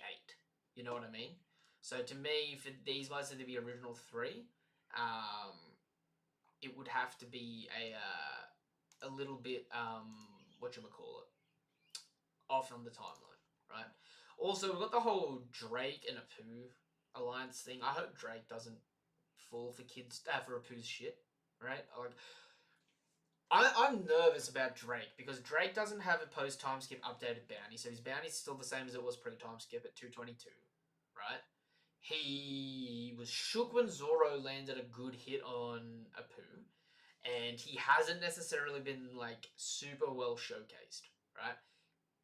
As a rear admiral, because that's his original former rank, he hasn't had any progression, and it's making me sort of look at him like, would you be vice admiral level now, or are you still rear admiral technically in terms of how strong you would be? And I'm just sort of desperate to see him do something useful, right? I also would have loved to see Drake and Apu's crews, right? Because does Drake's crew know that he's a snitch or what? I also don't think it's them. That sounds like spoiler speak. Alright. Yeah, and we got the stuff with Kinemon. Look, it makes sense. It left me with a touch of a sour taste, but it makes sense. And I did just finish Punk Hazard, and I knew pretty recently that Law never put him back together. He put himself back together with the help of the Straw Hats. So it makes sense that if Law doesn't put you back together, you never actually have the ability to go back properly. Like a good knock could knock you out. Thanks for still sticking out there, everyone. I know that the chapter is so late, but it'll be worth it. You will be awakened. Ooh, wait, chapter's out? Priorities. Yo, chapter's out. Chapter's out. Chapter's out. Chapter's out. Soldier of Science. Chapter's out! Woo! Alright. It's only been an hour and 17 minutes. A little bit of John 117 for you. Okay. Chapter's out. Chapter's out. If you haven't read the chapter already, or you want to read along with me, the link to the chapter is in my Discord. The link to the Discord is in the description down below. Join the Discord. Go over to chapter links. You're sorted. You're sorted. I'm going to say that once. You're sorted. I've probably said it like 30 times now. Yo, what a lovely cover. Bloody Momo, the adult dragon here, looking like a goddamn pink snack. We have Yamato looking icy and a little bit fiery with those horns, as all heckers. And Luffy looking like the man snack that he is. He's made of man meat. Yo!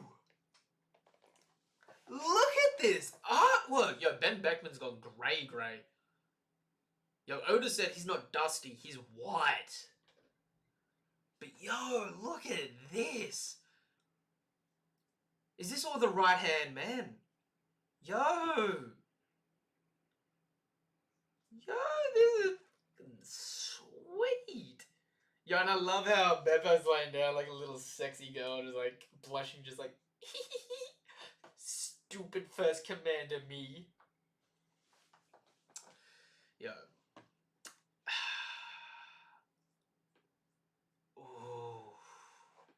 This is a good spread.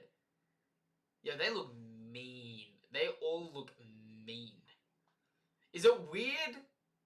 Is it weird that Sabo's the only one with no eye color? Marco's got blue eye. I mean, you know, we can't see shit from Killer, but Marco's got blue eyes.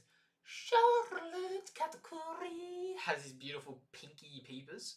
King's got some red looking shit. Rayleigh and Beckman have just got some nice little brown eyes. Zora's got his brown eyes. Shiryu's got some generic ass brown eyes. Beppu's just got his normal, you know, panda eyes. But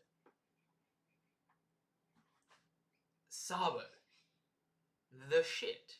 Also, Sabo, the number 2 of the revs, this kind of indicates from Oda's perspective that him being the number 2 of the revs means Dragon's the number 1, so there's no mystery person in between them. And Shiryu's being confirmed over Burgess here in Oda's mind. Is it not? Also, Shiryu's the right hand. Yeah. Yo, I'm sorry. I got to take a step back. I've been arguing for the longest that Burgess was the right hand man and that he was going to get some ridiculous power up to suit. I may have to back off that thought process. Good damn. Volume 101 on sale December 3rd, volume 99 to 101 have connecting color spreads, we know that. Magazine cover and color spread, yeah, that's beautiful, but that's not why you're here. You're here. It's been a long wait. It's been a long wait, ladies and gentlemen. We're going to get straight into this greatness. One Piece, chapter 1031. Soldier of Science. Yo, that makes it seem like a big Sanji chapter to me. After the crash, she got crushed by... Oh! Ooh. Yo, okay, we're straight into this shit. She got crushed by the steel beams. Not even Big Mom could survive that. Yo, you underestimate the big meme. She is solid, girl. Yo, and that one attack has Law and Kid on their backs, just like... It's so much... Oh, it's so much cardio. Oh. Yo, Law, I understand. He's always drained. But Kid, bro, you have the Luffy level of energy, and Awakening does that much to your body. I mean, look, it did a big hit, but that's wild that it takes that much out of you. Especially when Katakuri did his for like 8 hours. Hit the gym. Yo. So your magnetic fruit's awakened power allows you to assign fields of attraction. How long does it last? Why the hell would I tell you? Okay, Big Mom's getting up here. So he only did it for one. He only did it for one attack, and it took so much out of him. Y'all fucking screwed royally. Run for the hills. Yo, you just whooped out like one of your big finishers, and Big Mom's getting up. And you're like, oh man, I don't have enough stamina left for this. Yo, you have backed yourself into a corner there. Holy shit. Yo. Huh? Whoa. And Big Mom starts knocking beams away. She's getting up.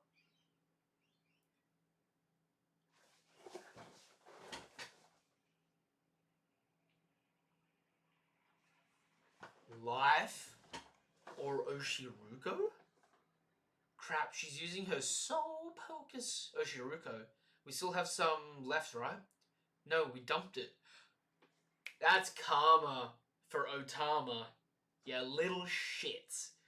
Wait, does that mean that's the dude that got yeeted by Luffy with Gear 3? I'll have to check that later. No, we dumped it.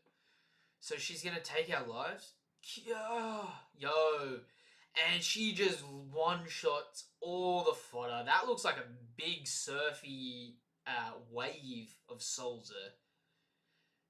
Come to life, yo, and she turns all the metal beams into homies. Yo, Kid, I love you, dude, but that has gotta smart ya. That's gotta hurt. Yo, and look at Hera. She's looking bloody fueled. She's got the thunder clap coming in. What the fuck? I'll use 1 year of my own lifespan too? None of this riffraff have powerful enough souls. Huh? No way. The fuck?!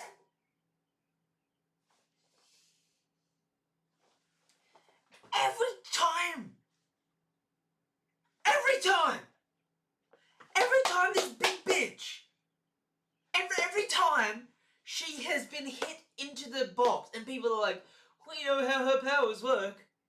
She's not any stronger than anyone else we've seen. She pulls out some bullshit. She is the most versatile individual in the verse. Like, holy shit. Like, I know Kaido's, like, the strongest creature ever, and he's probably stronger than Big Mom, but, like, Big Mom is so versatile. She uses her own lifespan to power up. She's gotten even bigger. She gets bigger.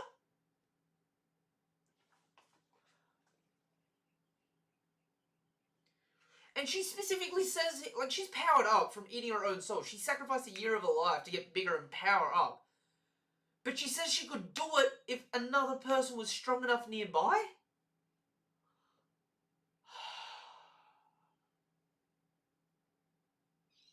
I'm sorry. Big Mom is the best Yonko. She's not the strongest necessarily. She's not the smartest necessarily. She may not be the most skilled necessarily. But yo, she's got Rio. She's got all three types of Haki. She's got some advanced Haki, right? She's a swordsman on the same level as Kaido, Shanks, and Mihawk, or arguably, right? She's at least throwing it around like she can do the damage like them, right? She got that big ass hide like Kaido's fruit without having eaten it. She turns anyone's environment and weapons against them. She can yeet anyone that's scared for their own life in a one-shot move, and can use that power to make herself bigger and stronger.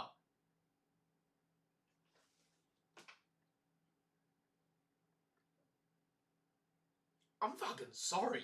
Like, Big Mom is a goddamn fiend. Time and time again, she breaks my expectations. Like, I was shook when I saw her use Rio.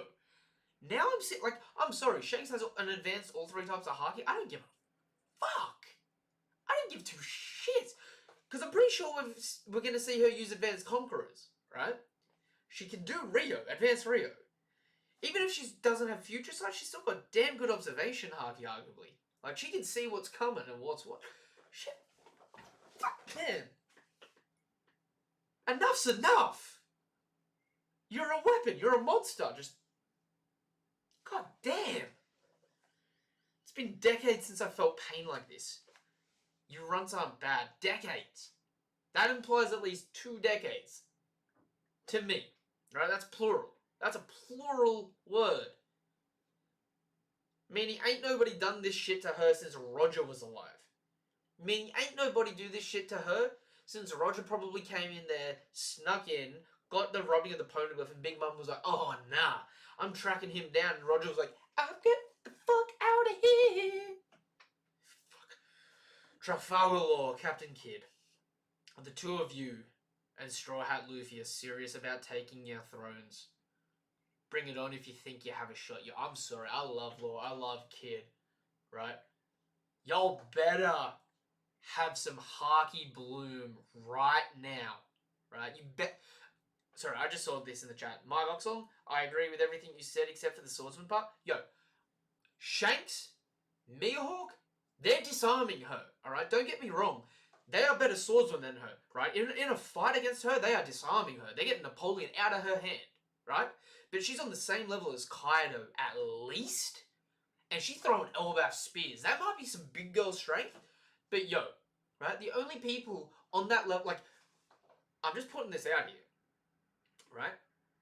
Until Zoro got Enma, that is by far a better feat than we saw from Zoro up until now. That's a better feat than we've seen from every swordsman other than Shanks, Dory, and Broggy. In the entirety of the story. Right? And Big Mom was doing the Dory Broggy joint attack on her own. She was coming in one hand, just like, get out of here. You say you don't agree with the swordsman part? I mean, like I said, she may get disarmed by the better swordsman. But I mean, most people, even if they're normally better with the techniques of the sword than her, she's just decimating them. She's putting them out of commission. Look at this. Look at her. She's got the... She a Hall of Famer. She an all-round Hall of Famer. I thought she will put Soul and Magnetism itself. I mean, I don't think she can do that because she can't put souls into conceptual things. Like, I don't think she can make she can't put a soul into Law's room. She can't put a soul into gravity. She can't put a soul into... Like, she can put a soul into everything else. She can put a soul into fire, make it sun. She can put a soul into lightning or cloud, make it Hera or Zeus, right? Swords, whatever. I think she's limited to stuff she can physically touch, though, in some capacity, or the stuff that can physically hit her. You know, bring it on if you think you have a shot. I'll show you what it means to be an emperor. I'll need to take down monsters like you if I ever want to uncover the true history. Law, you're not the only one that wants to learn about the Willa D, but no one knows about the Willa D more than Big Mum, alright? She's got a big family. She knows better than anyone the Willa D, right? Fitting. It's fitting that Big Mum is fighting the law and a kid. Abusive ass parent that's bloody too strong, smacking their kid. No more holding back. We're going all out. You are holding back? Shut up. I love you, kid. I want to see you do more. Holding back? This is a Yonko, right? This is a Yonko. You're saying you are holding back? You may not have been going all out on the rooftop, but dude. You look at least at 50% capacity right now. And you're like, oh, no more holding back. You hit me. Kid's like, I'm the boss. You got me under 50% health. Time for stage 2 of the battle. Big Mum's just there, just like, I'm still at 99% HP, bitch. Get out of here. I don't give a damn what it costs. I'm gonna tear her from that throne. I mean, I'm gonna be so excited if they beat Big Mum. But yo, she ain't going down without some bullshit. She is the world's strongest woman. By far and large. How did she get so freaking huge? Yo, how much bigger did she get? She's giant size now, yo. She's a freaking fiend. Big Mum serious mode. She's not seriously fighting Kaido and Onigashima. Shit, no. Kaido's like a little brother to her. She treats Kaido like you would when you're like, you know, pushing a sibling back and forth. Useless Captain Mid. I mean, everyone knows the story of Useless Captain Kid, but I mean, he's either going to make it or he's going to break it. Oh my god, they are monsters. And she's got all 3 homies back there. Like, I'm sorry. I love Kid in Law, but unless Kid is going, like, unless Kid pulls out his, I forget what its name, Punk whatever, not Rotten, but like his mech again. Unless Kid pulls out his mech and can use it as quickly as Gear 4 and starts coating it with armament haki like a Rio from a distance, you ain't doing shit to the big girl right now. You can try and crush her, she's just going to grow bigger and stronger. What if that's only Kid's Awakening can do, and that's why he's talking about it, but it lasts a long time? Because we don't see the medal still following her at this point in time. So he activated it once, got a hit in, and we'll have to reactivate it again. That's why, Kid X-Well. I see what you mean, but like I'm thinking it works a touch differently, my guy. There's so many grunts out front. I'll have to go through the Iwato chamber.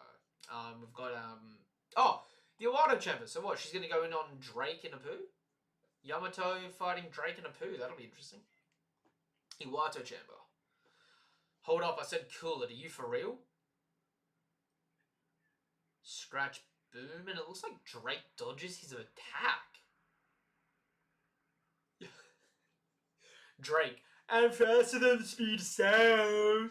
I'm faster than the speed of sound. Okay. I got T-Rex legs. I rode like a raptor. I'll repay Straw Hat by finishing you off. Yo, so obviously negotiations broke down. I figured out how your attacks work. At a glance, it seems like your techniques strike randomly, but that's not true. They follow your line of sight. Your target just needs to hear you. So he's got to look at someone and they've got to hear it for the attacks to work. That's a bit of a nerf for Apu, but that's still like hard to figure out in a fight. So good on your Apu, but like Drake, you're smarter than you look figuring that shit out. You're giving away the game. Whatever, man. I've got 3 numbers backing me up. You're screwed anyway. Check it out. Check your route. Yo. So does that mean Drake just shaved? A little bit of a showcase on from Jake, alright? I'm not saying the normal, like, zip movements, right? But He's moving faster than a poo can see, apparently, so... Yeah, and the numbers are just getting pissed drunk just watching this shit unfold. Just like, I don't give up. I'm here to drink. I'm here for the good stuff. I'm here for the good stuff. Young Master Yamato. Oh, so Yamato just busts. Yeah, she just walks through the door. He has to be smart. He tricked Kaido being a sworn member for years. I mean, yeah, okay. Yeah, good point. Good point. That was some good Apu right there. Yeah, Apu. Check your route. I've seen Mr. Check Your Route, alright? I think one of the best things was I went to the movies with some friends to see Stampede. And when Apu came back on, we all just broke out laughing. Stood up in the theater just going, it was beautiful. That's a cherished core memory of mine. Yeah, Yamato's coming in. Drake, Apu. Why is one of the Flying Six here with an informant?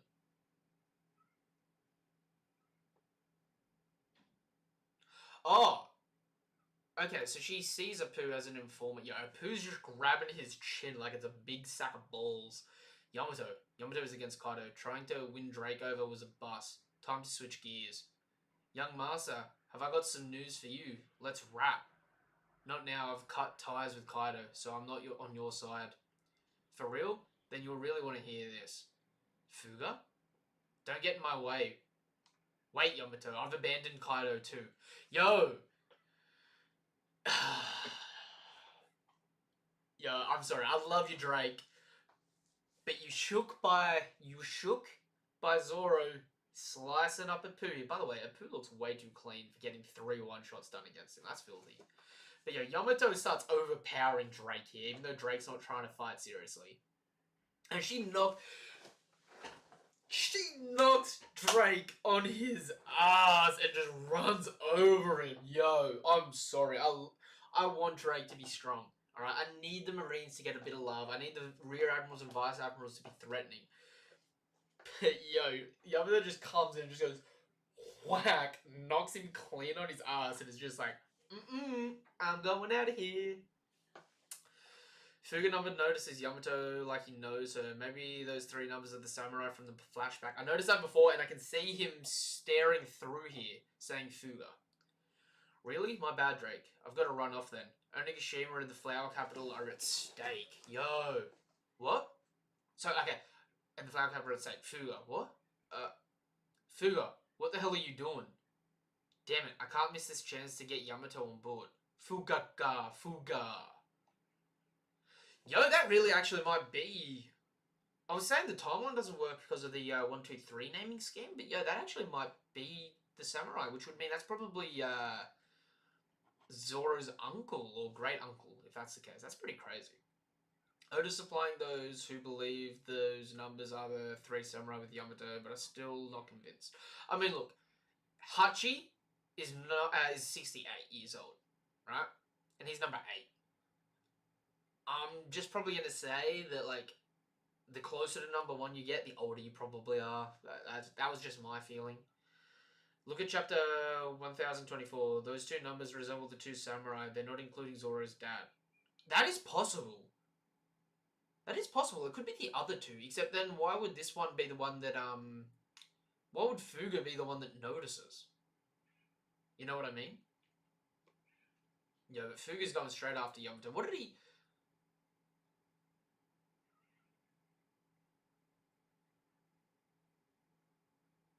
So Fuga, it could be a flip here, because Fuga could actually be the most loyal of the numbers and the most cognitive, right? Because he doesn't move until he hears that Yamato cut ties with Kaido, and then he's like, huh? Then Yamato knocks over Drake, runs out, and Fuga's just like, how dare you, staring at it and chasing it down. Follow me, you 2. Whereas these other 2 could actually be the samurai that were with them, but they don't have the brain capacity left. You're not getting away, Apu. Yo, Apu's going to be chasing down Yamato, which is wild, because that's where Orochi is, I think. And then Drake's going to be chasing Apu with 2 numbers. We know, like, Yo, I hope these numbers are strong, but low-key, Yamato already one-shot Hachi. Oh no, was that Hachi? Yeah, it was Hachi. She already one-shot Hachi with a projectile attack, right? So, and even Drake one-shot one of them, so I'm not really holding out hope for the numbers to be anything too amazing at this point in time, I ain't gonna lie. Second floor. Is that fucking CP0 after...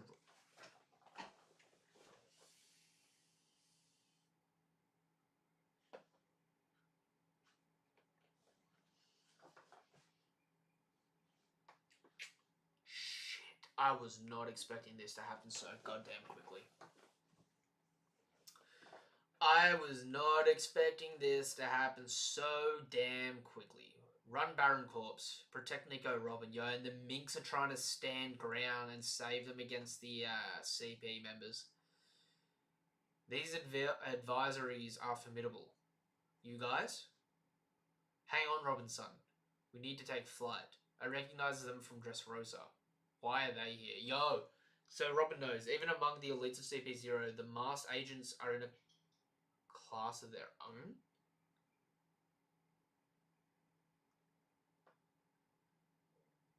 Wait. So if they've got a mask, they're stronger. Stussy and Kaku don't have a mask, and Rob Lucci only has half a mask. And he doesn't even wear it all the time. He just wore it in Dressrosa. Are these two motherfuckers stronger than Rob Lucci?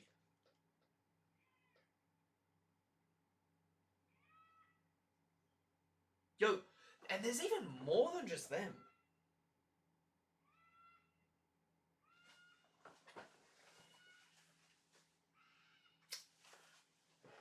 Yo, okay. I'm going to come back to that, because I'm going to do a bit of research about which CP members have masks. But Rob Lucci only has half a mask. Does that mean he's only half as strong as these guys? Or does that count as a mask for him? Because these guys, like, completely cover their identity. Maybe the people without masks are the weaker members that they put in undercover ops, right? And then when they become strong enough, they give them masks so that when they're not in their undercover roles, they're, you know, standing strong, but no one knows who they are.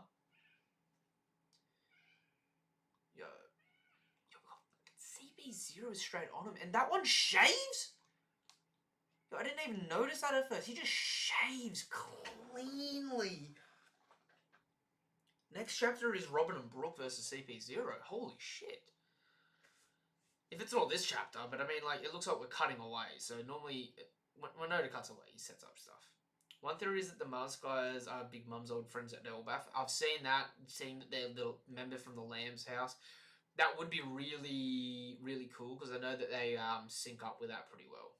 They could be SSG. Nah, they're not SSG, because SSG is something that Vegapunk created, right? And it's for the Marines. The CP agencies are separate to the Marines. They are both part of the world government, but they're not the same. Not the same organizations.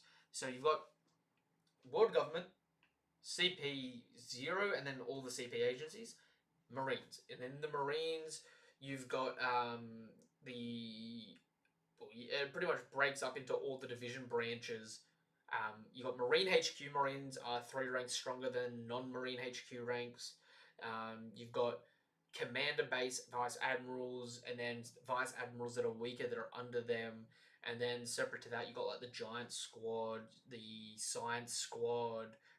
SSG could probably be Science Group, but that used to be run like the Science Group used to be run up by Sentamaru as Vegapunk's bodyguard. He could still be the leader of it, arguably, or he could be in a separate Science Group to the SSG itself. So I see where you're coming from, but nah, there's a bit more to it than just that. Yo, Pleasure Hall, Left Brain Tower, Skull Dome. Yo, I forgot the chapter's name is Warrior of Science or Soldier of Science or whatever it is. I called it as a Sanji chapter, but like I completely forgot about that shit until here. Yo. How could you? She's just a young girl. You're with the Rebel Army, aren't you? Yeah, I am, but you've got it wrong. It wasn't me. I couldn't have... Oh, did Sanji accidentally hurt a girl with collateral damage, or did Queen do that? Or are these part of Black Maria's sort of crew that just don't have, like, they could be pleasurers or they could just be regular people? Are they trying to dupe out Sanji here? Don't play dumb. You were alone with her. Get out. We just want to hide in peace. This isn't right. Harming a lady is the one thing I'd never do. You beat her till she lost consciousness. Your sadism is disgusting. Everything about you goes against what I stand for. Hey, you're back. Mwahaha. Where'd you run off? Surely they're going to address that. I don't really understand that part yet. Hey, you're back. Mwahaha. Where'd you run off to? Didn't you get the memo? You germ adult? The pleasure hall is closed. That tingling sensation stopped. Is the transformation over? I remember being lost in thought. Then, Kia, I'm sorry, I'm just a geisha from the flower capital. Carter's men brought me here, but I'm not with them. Please don't hurt.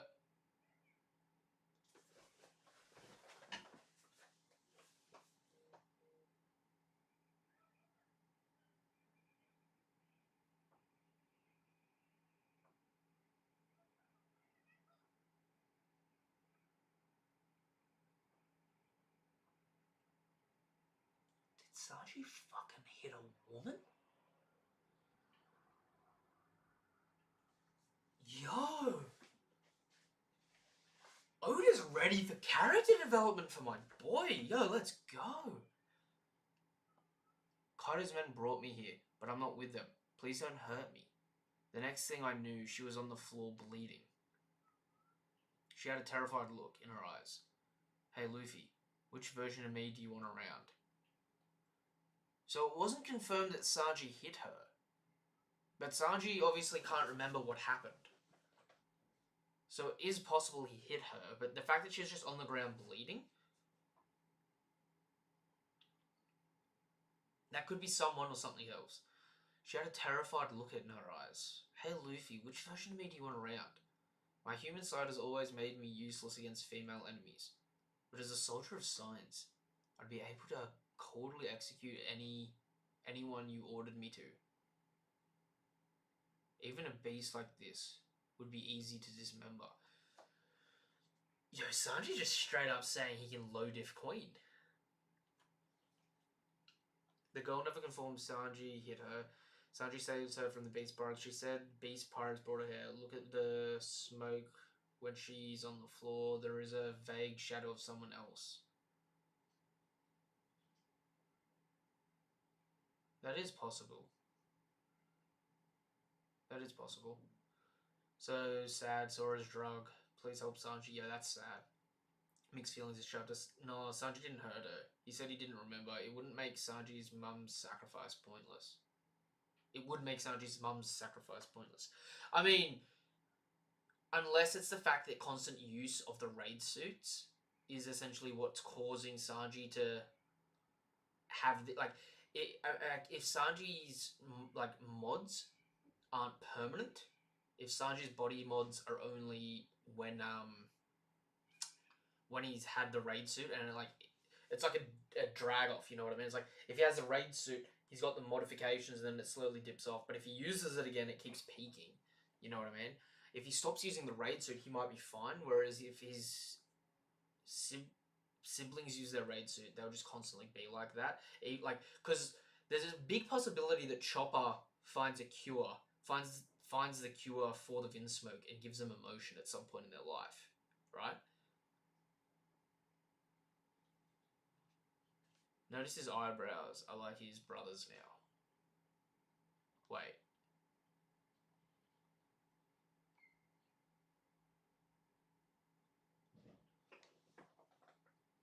Oh, fuck!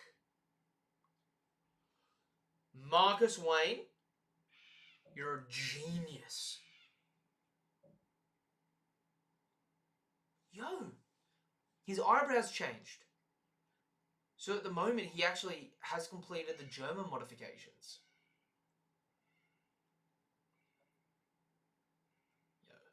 What kind of person does the Pirate King need by his side? I'm not sure I know the answer, but I've made up my mind. Ooh, you're finally breaking out the German suit? Yo, he's lost his emotions. No! Oh, I love my guy. My dormant augmented abilities were awakened by wearing this damn thing. He fucking smashed it! But it doesn't matter at this point. I'm not going to lose any more of myself. I'll never belong to Germa. Yo, and it blows up. He breaks the fucking thing. What? What a waste. I wanted to see you morph. Yeah, that means Sanji's going to arguably beat Queen without a raid suit. Which means base Sanji, arguably with his mods, base Sanji's Queen level. Sora's drug use is a risk, so it would also likely to fail, but she risked it. Rip raid suit. Hopefully Frankie and Usopp make one. Yo, they said they were going to alter the look of it. Oh. Yo.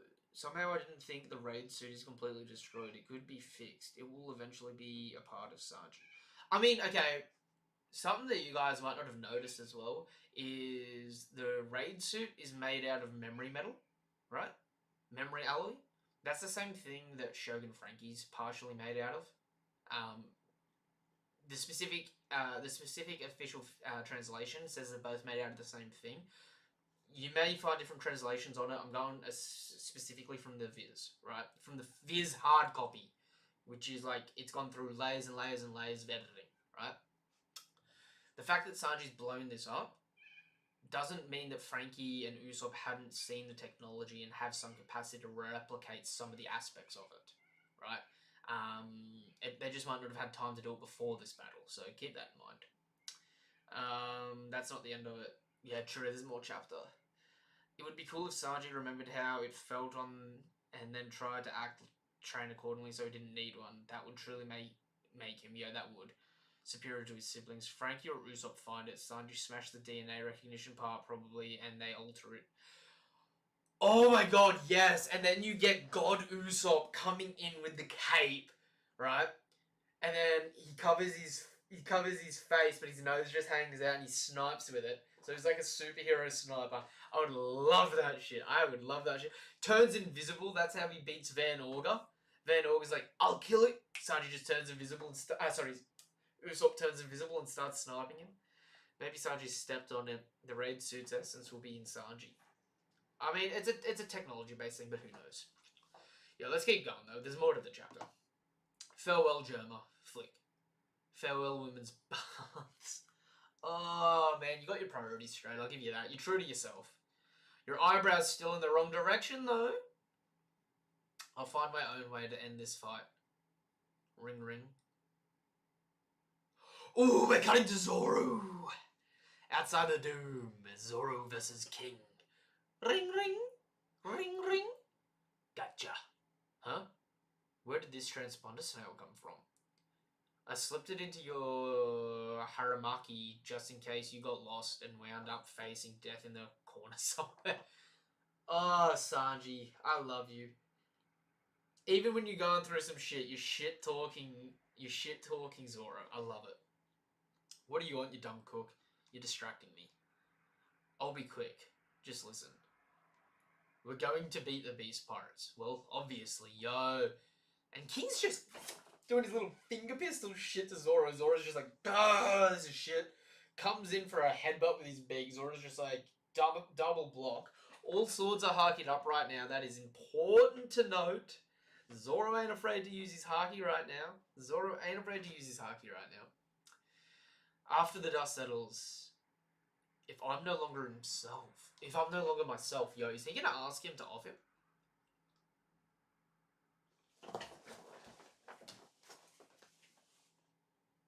I'm melting.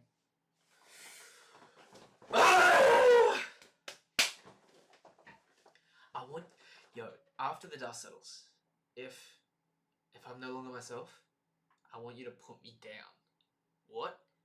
Not sure, I get it. But fine, if it comes to that, I'll make it swift. Now I've got something to look forward to. So that means you better not die before then. Thanks. Yo, the Zoro and Sanji love-hate romance is actually beautiful, right? Oh, another subscriber, Furaway. Cheers for subscribing. You're the 70th subscriber to the channel. It is much appreciated. All right. Whoa, we got 29 people watching. Yo, that is crazy. All right. Yo, come on. All nothing but love, nothing but respect. If you haven't done so already, right? Like the stream. It is not that hard to do. And yo, if you haven't done so already, subscribe to the channel. Help us hit our goal of 75 subs. We're only 5 off now, so come on. 5 of you stoop to my level. Yo, let's go though. Yo, what? And so Sanji's just there and he vanishes? How did you disappear again? Is this thanks to Judge's experiment, Germabrat? Stop stoking the fire, I'm already white hot.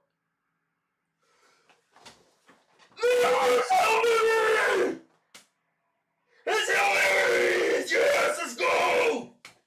Ah!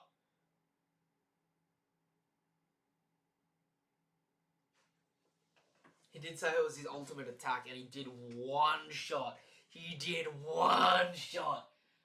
Oh my god. Yo, I just finished Fishman Island the other week. However, it's a strike that shows his resolve. Yo, and Queen looks fucking toasty. Yo! Break next week. Why'd you have to say that? Yeah, Maxwell. I felt so good. I felt so damn good just then. And you just told me there's a break next week. We got on Hell's Memories, man! And there's a break next week? Oda! Ugh! I love you, but I hate you! But Oda needs a rest. Yeah, dude, Oda needs a rest. Give him a rest. He needs it. Alright? This is a good chapter for me to, like, be left with a break on, because I can reread this shit over and over. In that panel, Sanji actually disappeared like Neji did with Stealth. Yo, Sanji's faster now. You're not dealing with your average Vinsmoke anymore. Once every 1,000 years, the legend comes true. You're dealing with the legendary Super Vinsmoke. Super Vinsmoke Sanji. Super Saiyan Sanji 2. Yo. Oh, yo, what a goddamn chapter. Show me the color spread here. Oh, I forgot Big Mom was in this chapter. Oh. Yo, I can't. You're killing me this chapter. The fucking hell, man. Yo, Big Mom was... I forgot that shit. Yo, and Sanji having accidentally hit a woman. Yo, and Hell's Memory looks so freaking good. Oh my god. This is beautiful. Yo, in that panel, Sanji actually disappeared. Yep. True that. Even God rested on the 7th day. Yo, Oda's rested on his 7th week. The king may rest. Sanji's admitted Zoro is superior enough to him. I mean, I think Sanji pretty much was just saying... I don't think Sanji was necessarily saying that Zoro is better than him. I think that was just him saying, like, you're the only one that can put me down. Right? Because, like, at the end of the day, if Sanji turned to a batshit evil dude, Luffy's not gonna really... Like, Luffy would hit him, but he wouldn't kill him. Sanji's saying here, like, if I go bad, kill me. You know what I mean? Like, really, Zoro's the only person on the crew that would have the resolve to do that shit. No one else would follow through with it. Sanji says white hot. Is he using white fire? Where does he say white hot? Oh, white fire. Oh my... Yo, that's a point. That's a point. What did the colour show? Oh, if he gets a temperature boost because his powers have awakened. Holy... Yo, with what I'm being spoiled, y'all will experience more Get X-Men, man! I love you, but dude... I'm dead. I'm already dead. You don't need to nail me in the coffin more. I think I wasn't superior. It was like brother. No one else could kill me. No one in the crew would want to. That's true. Only Zoro with respect enough to do it, like brothers. Their love, their love heart brothership. Zoro would do that for him, to TBH. It was a respect thing. Brothers forever. Though it would kill him to do so. And what if he did become invisible, like Queen said? I mean, actually, do you know what? He actually did turn invisible. He moves faster than light, at least. Like, I'm not saying like faster than light. You know what I mean? Like, but like, look at the 3 panels. You've got the vanish, then you see a zoomed out shot, which actually shows above Queen, which is where Sanji kicks him from, right? And there's no Sanji there, because we know Hell's Memory he goes up and then kicks down, right? And we see the little gas vanishing mark in front of Queen from when Sanji disappeared in the middle panel too. So he's so fast. He moves faster than Queen can see, even with Queen having basic observation haki, and moving so fast that you physically can't see him in a zoomed out panel until he comes in to hit. Like, that's some Sanji smack an oven in the face kind of shit.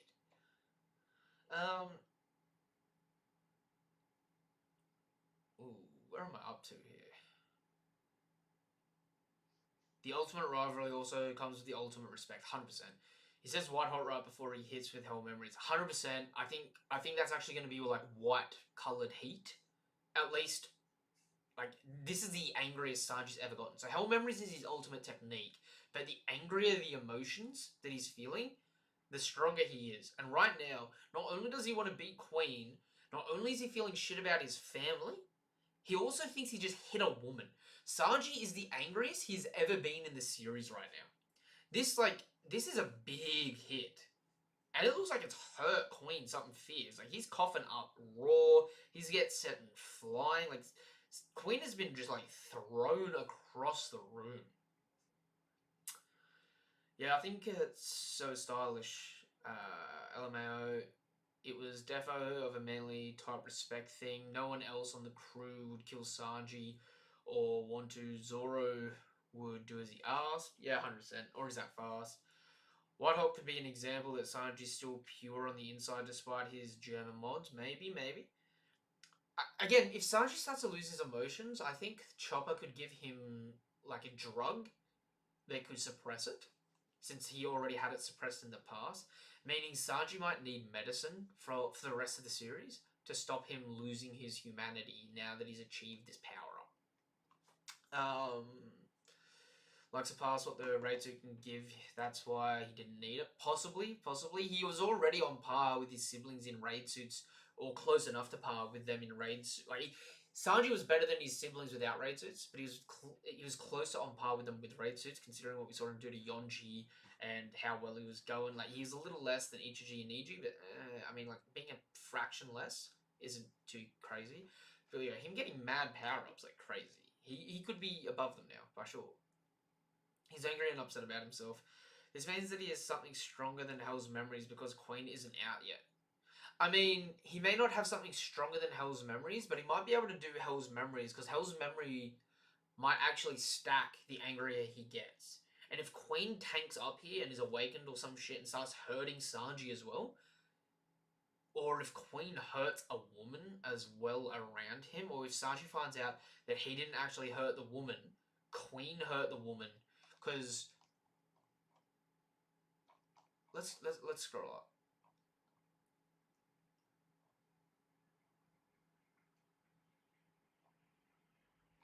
I don't think Sanji. I don't think Queen hurt the woman there. Actually, I don't think I can say that. But still, if Sanji finds out it wasn't him that hurt the woman, but it was someone else, and it was somehow Queen's fault, he may lose his shit stronger than ever, and actually like do Hell's Memory times 100 or some shit. You know what I mean? Luffy wants Sanji to be a powerful soldier while keeping his heart, since he's really amazed by the raid suit. It was literally everything against that character morale. So I personally don't think we've seen such inner turmoil of anger since Nami, with the boys in Island Park, Robin and Whole Cake with the whole sadness, but it hasn't been since Nami was so angry to hack at her own arm. That's true. That is true. Glitter. Rip Sanji's OG eyebrow. I think Sanji's OG eyebrow will come back where if the modifications fail. But right now he's got the twirly outs. So yeah, that is actually such a neat little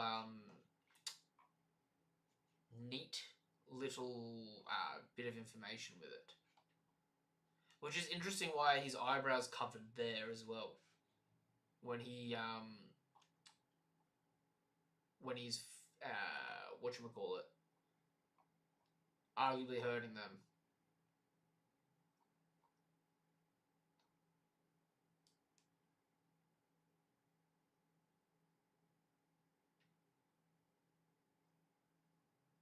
When did Sanji's eyebrow flip? It's out there. It's in there, but that's a flashback of him with his siblings. So it's out there. And that was the first time we saw him in this chapter. Interesting. I'll have to look back a few chapters and see when the first time it actually flipped was.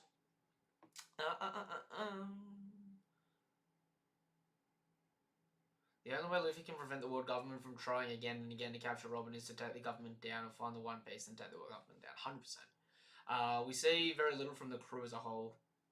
I love seeing the crew, Nigashima at the moment actually stand their ground. Maybe only Nami can get Sanji into submission since his siblings felt something about Nami. Maybe if Nami confesses her love to Sanji, he'll sort of get his humanity back. The girl at the end of Wano might thank Sanji for saving her. Then he remembers he didn't hurt her. That is definitely possible, but at the moment she's definitely terrified of him. I personally don't know how I feel about ships in One Piece, but if the inner crew were to link, say enough points Sanji and Nami to believe she is. Yeah, I can say that. And not the German maid. Could soothe him. I thought you said smooth, man. Especially since, as I said, she's the only one to show motorist rage. They are paralleled here in a conflict of morals and anger. Pudding will fix his memories, maybe. I mean, technically, is Sanji married to Pudding? Because he did seal the deal with a kiss at the end of the day.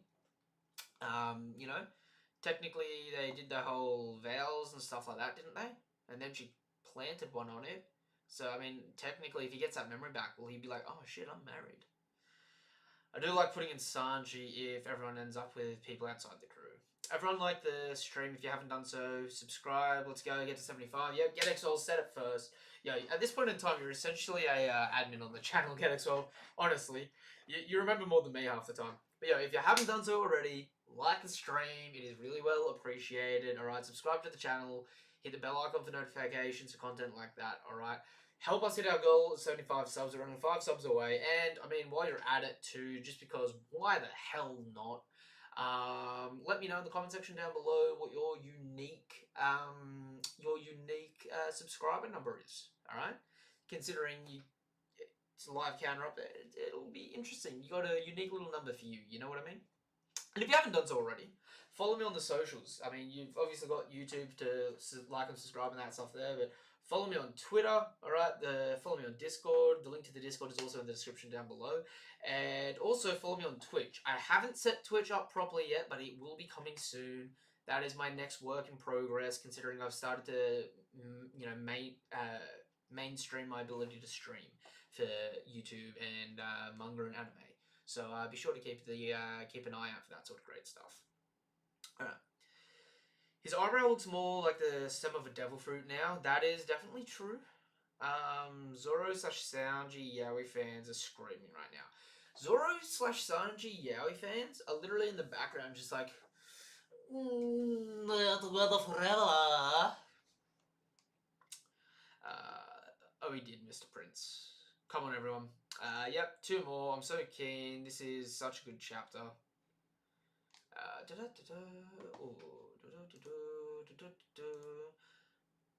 Oh god, we're at 73 subscribers. Some of the people must have had it set to private, so I will have to update the sub goal up here.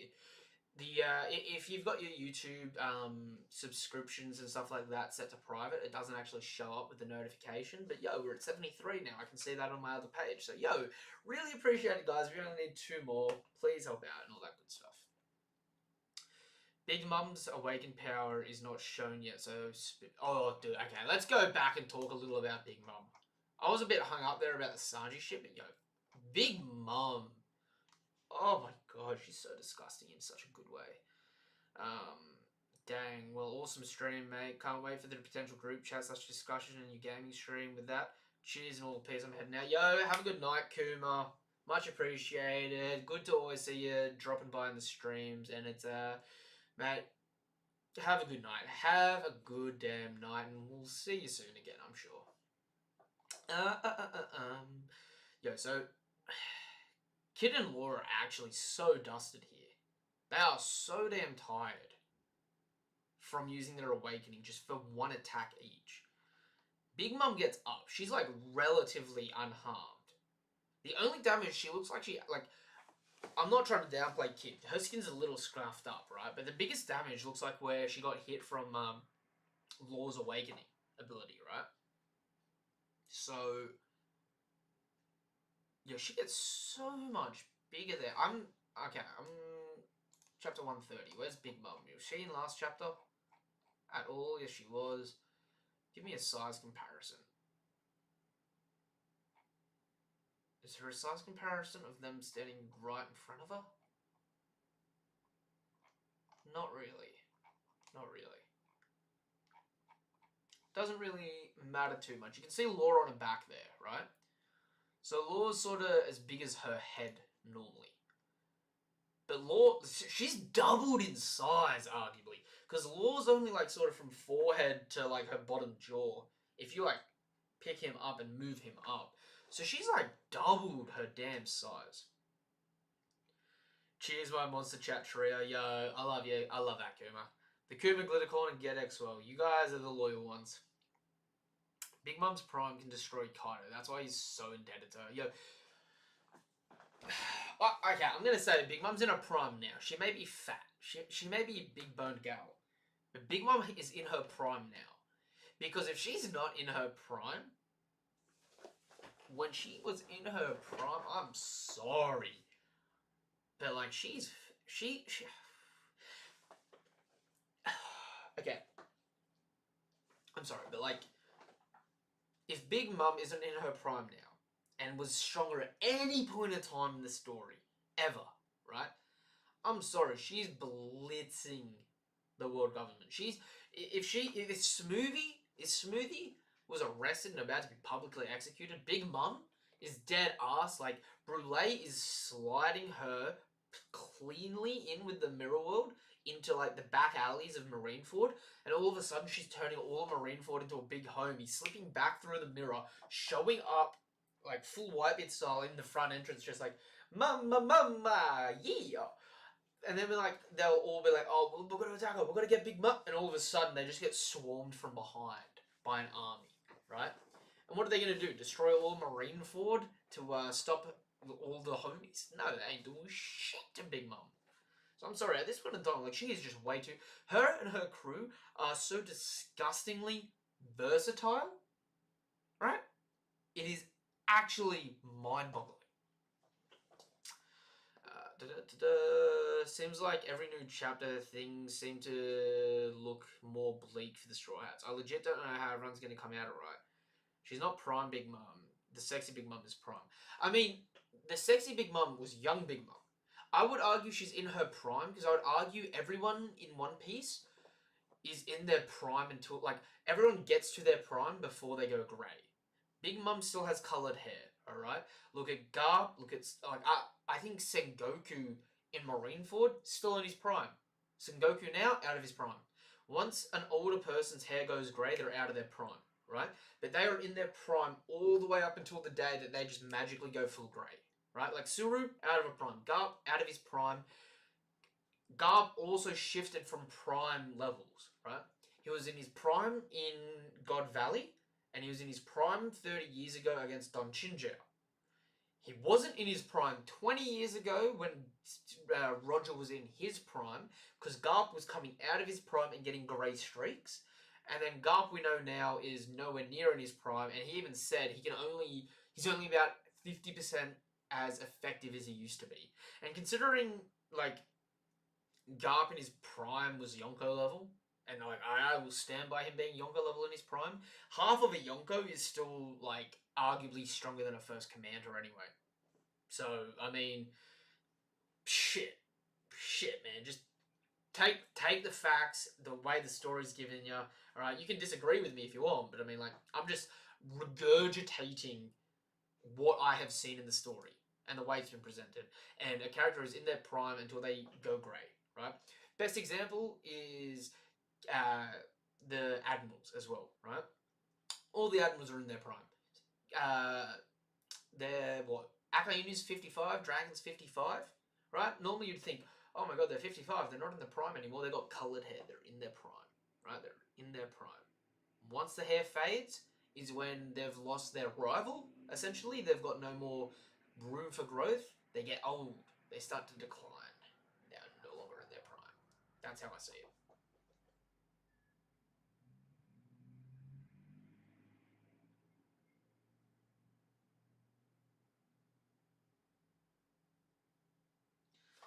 If you ever can't wait for the next chapter, don't be tempted to search the spoilers up to 135. I won't be tempted. I won't be tempted. You keep dangling it in my face, but I won't be tempted. I like how things are so unpredictable. Yo, it's been good. But, do you know what? You guys and girls are right, actually. You guys and girls are 100% right here, because, just saying, shit is starting to look a little bleak. And if we're still in a Kabuki play and we've got a 5-act sort of story coming, I mean, what would the tragedy be? I mean, what if Luffy lost again? Law and Kid seemingly lost. Robin gets abducted by CP0. Momo fails to pick up Onigashima, right? And, like, there are so many things set up that could be bad that it's sort of just like, if it is a 5-act play and Act 3 ends in tragedy, right, and we are come towards tragedy, it might not just be one thing. The tragedy might just be like, in the blink of an eye, we are washed. Like, we are washed. And like I have been saying for the longest, the Onigashima paralleled the Reverie. You guys may have heard me talk about this in the past or not. It doesn't really matter. I'll explain it now. But in the Reverie, you had the 4 revolutionary commanders, arguably the same sort of, like, you got Sabo, like, they range from the 600 mil line to the 315 mil line, right? That's not really much different to Luffy, Kid, Law, Zoro, Killer, right? And you've got Bonnie with them, with those 5, right? With those 4, making 5, right? Versing 2 admirals in Marijoa. So you have that set up at the beginning of this arc, right? Then we go into this arc and we set up the same situation, right? But just before we get to the conclusion, we cut back away to hear how they went in Marijoa, and they got beaten. And it seemingly is hinted by the news who have been awash. Cutting back to Onigashima now. And then we get us set into the same situation, but we get to see it fleshed out, right? I don't want to lose. I want Luffy to beat down Kaido and be the king that he is. But low-key, if we want tragedy, it has been set up. And it can happen freaking quickly, to say the least. I just got an alarm pop up telling me to stream One Piece. I'm like, nah, I got ya. Yo.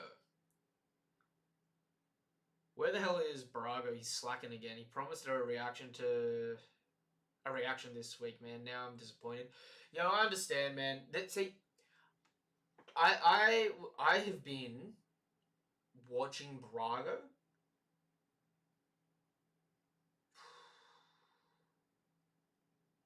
early days. I used to watch Braille early days. Like, I got into the One Piece YouTube community as a passive watcher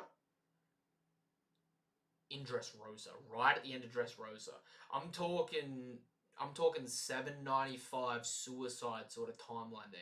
I think Roger's Base may have been a couple of weeks before that, and then like some of the early Brago videos were around then. I used to, dude, every week I would be watching all the like, dude, my YouTube feed on my like personal watch channel sort of thing, like the setup I've got to watch stuff, right? Dude, all the main YouTubers, like I drive a lot for work, right? I've just constantly got stuff like that playing in the background as I'm doing other stuff, right? So I understand your pain there. Part of the reason why I just went, nah, man, I'm always talking about anime and manga, and I love it to death. I'm just going to start the stream. I know guys have started doing the transition to the official release. I respect that. I'm a fiend for it, right? And I got sick and tired of just waiting constantly for everyone else to do a video. So I was just like, nah, Fridays are my day to me. I love One Piece. I just set the night aside. As soon as the chapter drops, I'm live, I'm reading it, and I get to talk with everyone about it. Because people in my life used to get sick and tired of me just going, so let's talk about One Piece. You know what I mean? So I understand, but hopefully Tropical Island, you're at least staying a little bit entertained and having a bit of fun here with me. Welcome Tropical Island. It's the same here, so I hope you subscribe. Don't forget early teching. Yo, definitely was yo, back in the Bleach days, I used to watch teching for Bleach content because I hadn't actually read all of Bleach. I'd only watched the anime, and I was just like, I don't understand what's happening. Please explain it. But yeah, that's another manga that I really want to collect. I want to get the box sets for Bleach. It's so nice to talk One Piece. Yeah, it is. Like, it is 2021. Yes, it is. I was panicking for a second, then I was like, oh crap, is that the right year? It's 2021, right? We've been told that One Piece had 5 years left 2 years ago. At this point in time in life, I'm just here to talk and experience the love of one of my favorite series, if not my favorite series, with everyone, week to week. I'm just here because I'm just like, dude, I love me some One Piece. I love me some One Piece. I'll talk about it all day, every day, so may as well hit record and see who else wants to talk about it, because it is such a great series. It is so entertaining. And you can reread it over and over and over, and every time you reread it, you're going to find something else new with it. So it keeps the entertainment levels high. King of Lightning reactions are always my favourite. Yeah, I do love some King of Lightning. All right, I love some the church category. All right, the the mama, the second son. I love that greatness. It'd be really cool one day if we ever got big enough to actually make it into the YouTube Reverie. That'd be fun. Definitely would love that stuff. It'd be really cool to talk with those guys and communicate with them. I've done so on some really lesser scales in the past with like some of them, not all of them. But yeah, that would be cool. That would be cool. Considering how long One Piece has been in some people's lives, it's not surprising. Some people have been watching it since kids. Yo, 100%. Yeah, sorry, I blurred my camera there. I've been watching One Piece as long as I've been alive. I remember watching it. I'm from Australia, right? So you guys give a roll call for what country you guys are from. But I'm from Australia. We used to have a thing on in the morning called Toaster TV, or Cheese TV, and all that sort of stuff. It's changed so many times, right? I used to watch the Four Kids dub, right? I barely remembered a thing of it, and I got into it like, oh god, it's almost a decade ago now. I got into it when Fishman Island was wrapping up in the manga, right? Got back into it, and I've been week to week since then. That is like wild for me. I'm telling you, you will be on the next Reverie. Oh, God, XO, you're so cute and kind to me, my guy. But yeah, it'd be fun. It'd be fun because, I mean, dude, I love One Piece. I love talking One Piece, and I've I struggle sometimes because there is One Piece content that I want to make that I don't feel skilled enough to make properly yet. And that may sound sort of silly, right? But dude, if you ever go scrolling all the way back to my first video on the channel, right? I had a big theory where I was talking about I'm like a One Piece fan, by the way, and I also live in Australia. Yo, Merry Martos. Shout out to the Aussies. Oi, oi, oi. But yo, my first theory video I successfully put up on the channel, which I tried a few videos before the one that got uploaded, but technical difficulties caused them to either not record audio or this or that. I had so many problems in the early days. But my first video was essentially a mega theory on One Piece back when we were in the middle of Act 2, right? And it was about, and this is actually still stands true today, right? So go back and check that stuff out, or hit me up if you want me to do another updated video on it that's easier to digest, right? But if you've ever gone back and watched Film Z, they never mention any of the Straw Hats bounties in Film Z. And they don't really address when Film Z, like, obviously it's non-canon, but they don't address where it takes place in the timeline, right? But what they do is they have a lot of canon stuff in it. Like, we have the fact of Aokiji's injuries and Akainu's injuries revealed in Film Z.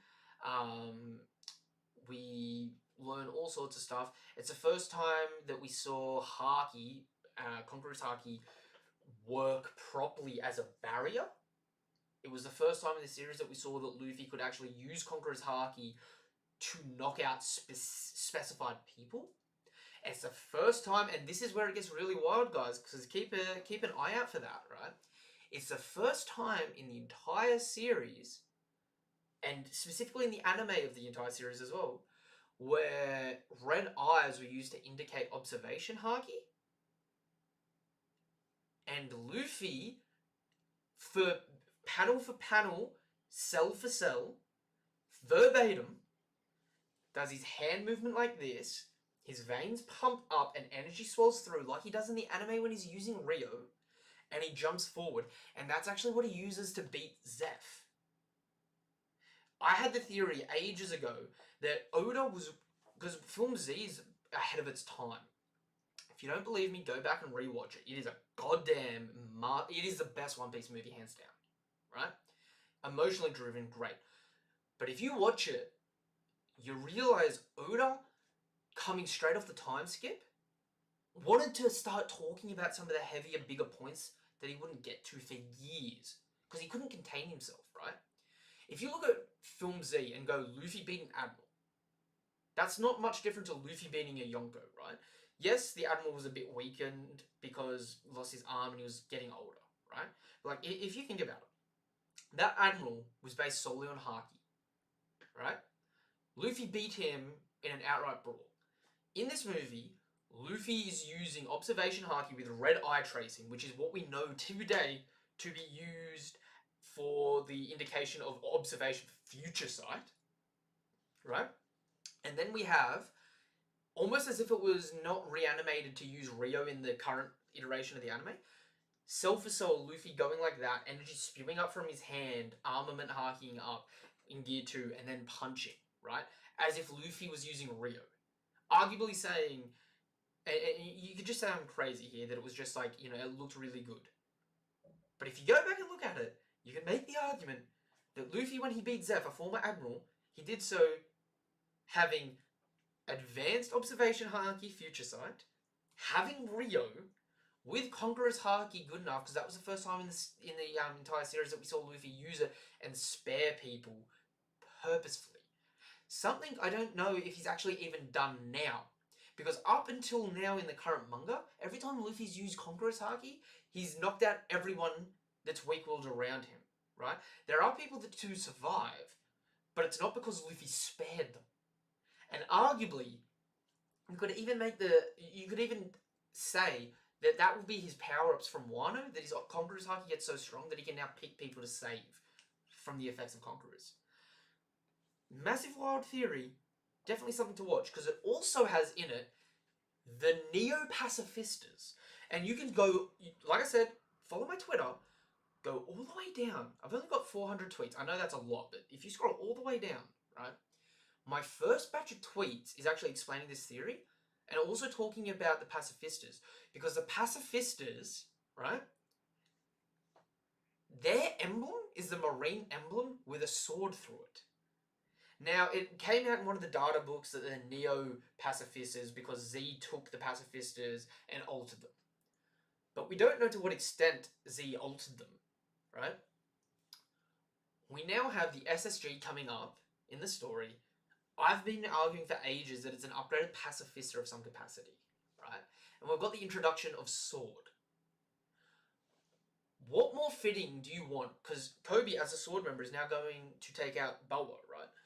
What more fitting do you want than if the new SSG weapon is a pacifista upgrade, right? And it was hinted all the way back in 2012 or 2011 in fucking film Z, where you have a literal marine emblem with sword coming clean through it, right? On the pacifistas. I know that that may have just been a big rant of just like, you're reaching, it doesn't make sense. But I'm like, dude, just go out, check it out for yourself. And if you haven't done it, like, Get XO, you haven't fully watched Film Z. Film Z is the most emotionally charged movie by far. What if it's the future after Wano movie? I mean, like I said, it could be, because there's actually nothing. There's nothing in Film Z to set it in a timeline. There's no bounty to assign it to a certain time period in Luffy's journey, right? The only thing you could argue is Zoro doesn't have Enma in that because he's got his normal swords, which is fair enough, right? But you have Kuzan, Aokiji, meeting up with the Straw Hats for the first time post-time skip. Something that still technically hasn't happened yet, which is interesting. Meaning maybe the Straw Hats never meet Aokiji again, who knows? You have so many little bits of canon sprinkled through it, right? You also have the introduction of the legend of Edward Weevil in Film Z as being the man that's as fearsome as a young Whitebeard, right?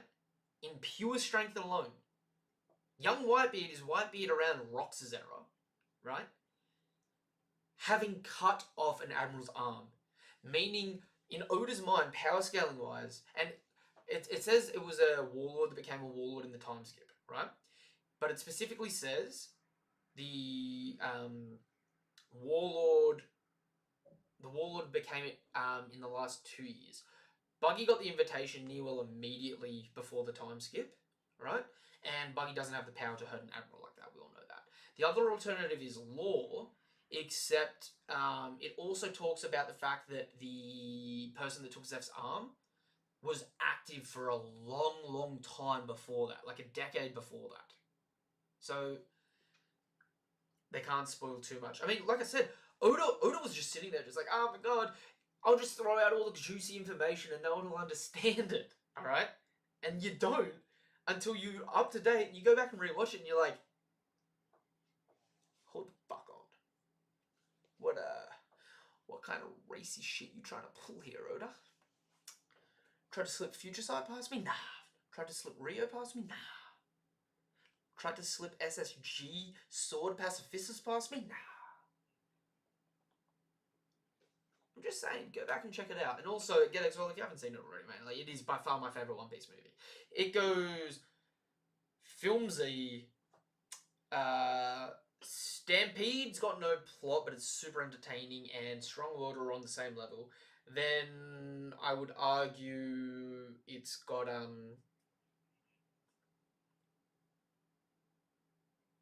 Film Gold. There we go. I love all the other movies. I actually haven't seen... Is it movie 4 or movie 6? The one with the weird animation. I really need to find a good place to watch it for sometime. The problem is I can't find copies of it in English anywhere. And if it's not in English, I'm okay, but I just want to watch it in a high quality. Because I enjoy my One Piece in a high quality. Or as high quality as it can be at this point in time. You know what I mean? But yo, it is wild. Some of the crap hidden in the story. Dead End Adventure is pretty good. That's the one I haven't seen. Whatever number Dead End Adventure is, I would love to watch that. I'm pretty sure it's Dead End Adventure. Maybe I have seen Dead End Adventure. Don't quote me on that. I need to check that stuff out at some point in time. Oh, okay, that was a long tangent about Film Z. I love Film Z though. I could run circles around how much I love that movie because it gave the Marines a heart. And you can tell Oda in the back of his mind has been setting up for a long time. Like, he really wants to give the Marines a heart. Also, okay, sorry. Another tangent. Just because I'm halfway through Dressrosa now, right? Just starting, like, properly getting to the Corazon flashback, RIP. But, something to point out in SBS that I hadn't noticed is a fan asked Oda in SBS in volume 74, 75, 76. 76, I think it is. A fan asked Oda, Green Bull, Light Purple is against the Warlord system.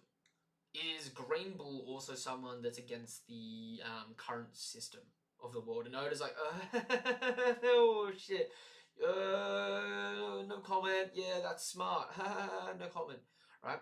So at this point in time, I know I've been hyping up the Admirals to be Yonko level, and I actually stand by that. I think they are probably dead equal, if not maybe the Yonko are a bit above, but it's like I think a lot of people completely crap on the Admirals, right? They don't give them nearly enough credit.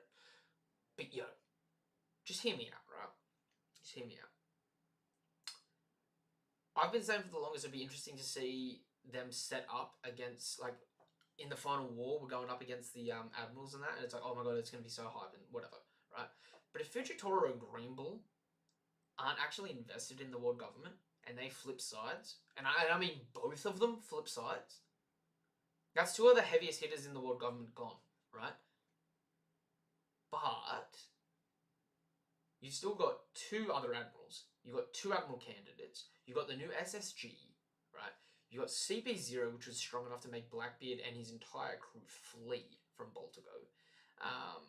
And I know they've got the Revs and that are attacking and shit like that too. And whatever IM is and how strong the Goras they are.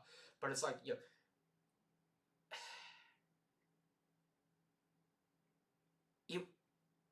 it could be crazy, right?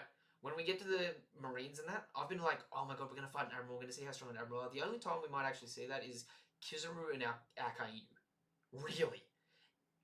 And it's like, Green Bull and Fuji, they may swap sides. They may be good. They may be good people. I only watched fully the 3 latest films. I mean, Film Z. I saw it, watched by my friends. That's why I got a glimpse of it. Some sense, yo, it's the best one. The stream has gone for 2 hours and 30 minutes. Yo, I should definitely wrap this up. I'll probably wrap this up in the next 2 minutes. Yo, we have 9 people viewing now currently. Like I said, if you haven't done so already, alright, like the channel, like the video, subscribe to the channel, hit the bell icon for more notifications of content like this, alright? Help us hit our goal of 75 subs. We're at 73 at the moment. I know that's not indicative of it there. That's because some people have privacy settings on, so you can't quite see the current live counter, but we're at 73, so 2 of you subscribe to the channel. Do that good stuff. If you haven't done so already, follow me on the socials. I'm launching the Twitch soon, so keep an eye out for some gameplay. I do have Pirate Warriors 4, so I might do a little bit of One Piece stuff on there as well, where I just do some lazy videos talking about certain characters or certain topics, where I just mash around in some stuff. Unfortunately, I had 100% of the game and 100% at all completion on it, and I accidentally deleted a save, and it kind of like, it's been a struggle trying to get back into it to try and get those same progressions, but I might do a bit of time doing that at some point in time. That being said, I like, you know, Xbox, PlayStation, Switch, got it covered. If you guys want certain games to be played, point them out. Obviously got PC, so pick your poison, you know what I mean? And keep an eye out, because I don't have it set up at the moment, but I would like to set it up at some point in time to do some VR gameplay as well and stuff like that. Sanji's eyebrows are reversed like his brother's now. Did you notice? Yes, I did. It was pointed out earlier in the stream. It is actually really crazy to see that the eyebrows have swapped. Because, actually, do you know what? While I'm here, so his eyebrows are swapped there. Did we see him last chapter? I don't think we did. When's the last time we saw Sanji? Because I'm wondering when Sanji swapped.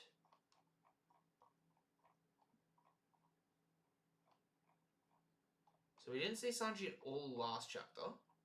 So what about 129?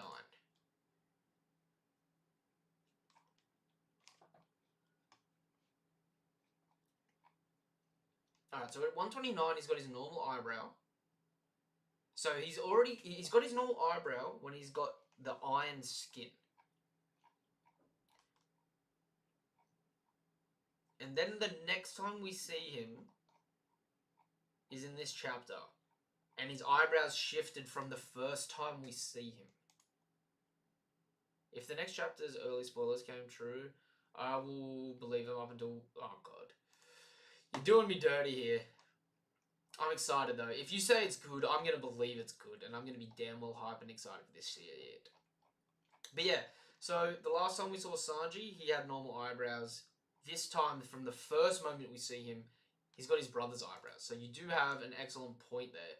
Except one thing to notice with... there's a good one of Law next to Big Mum. So he comes up to about... Big Mum is about 4 laws high. Which makes sense, because Big Mum's about 8 meters. But, so something happened between chapter 129 and when Sanji's accidentally hurt a woman. Because he's... Okay, so he's out by the bridge. With the geisha, because there's that... I know he's at, like, the Pleasure Hall district, but, look. Because you actually see the hole in the wall where he must have busted in.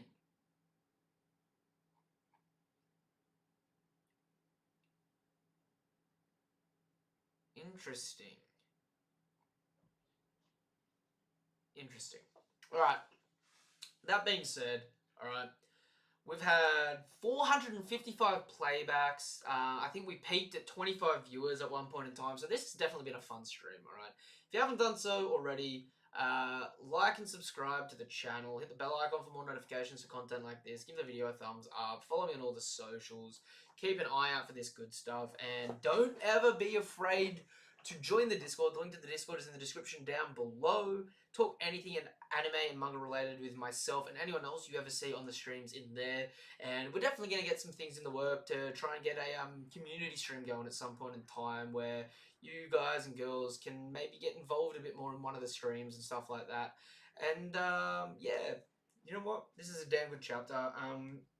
I'll end it up by saying this was probably a 10 out of 10 chapter. I loved this chapter. Oh my god, so much stuff happened in it. I actually, every now and then I just forget, like, yo, this was a fucking fire chapter. Holy shit. But this is a damn good chapter. Alright, 10 out of 10 chapter for me. My predictions for next chapter is a bit of Sanji versus Queen, but more specifically, Robin and Brooke versus CP0 a bit. And then we may get this same sort of setup with Zoro versus King at the end of it. That's my predictions for the moment. But yeah. Alright. Thank you for coming. Nothing but love, nothing but respect. Alright. This has been New World Supernova. I'm Jade. Alright. Hope you had fun. I definitely had some fun. This is a great chapter and a damn good stream. Real fun to do. Peace. Have a damn good day. Nothing but love, nothing but respect. Good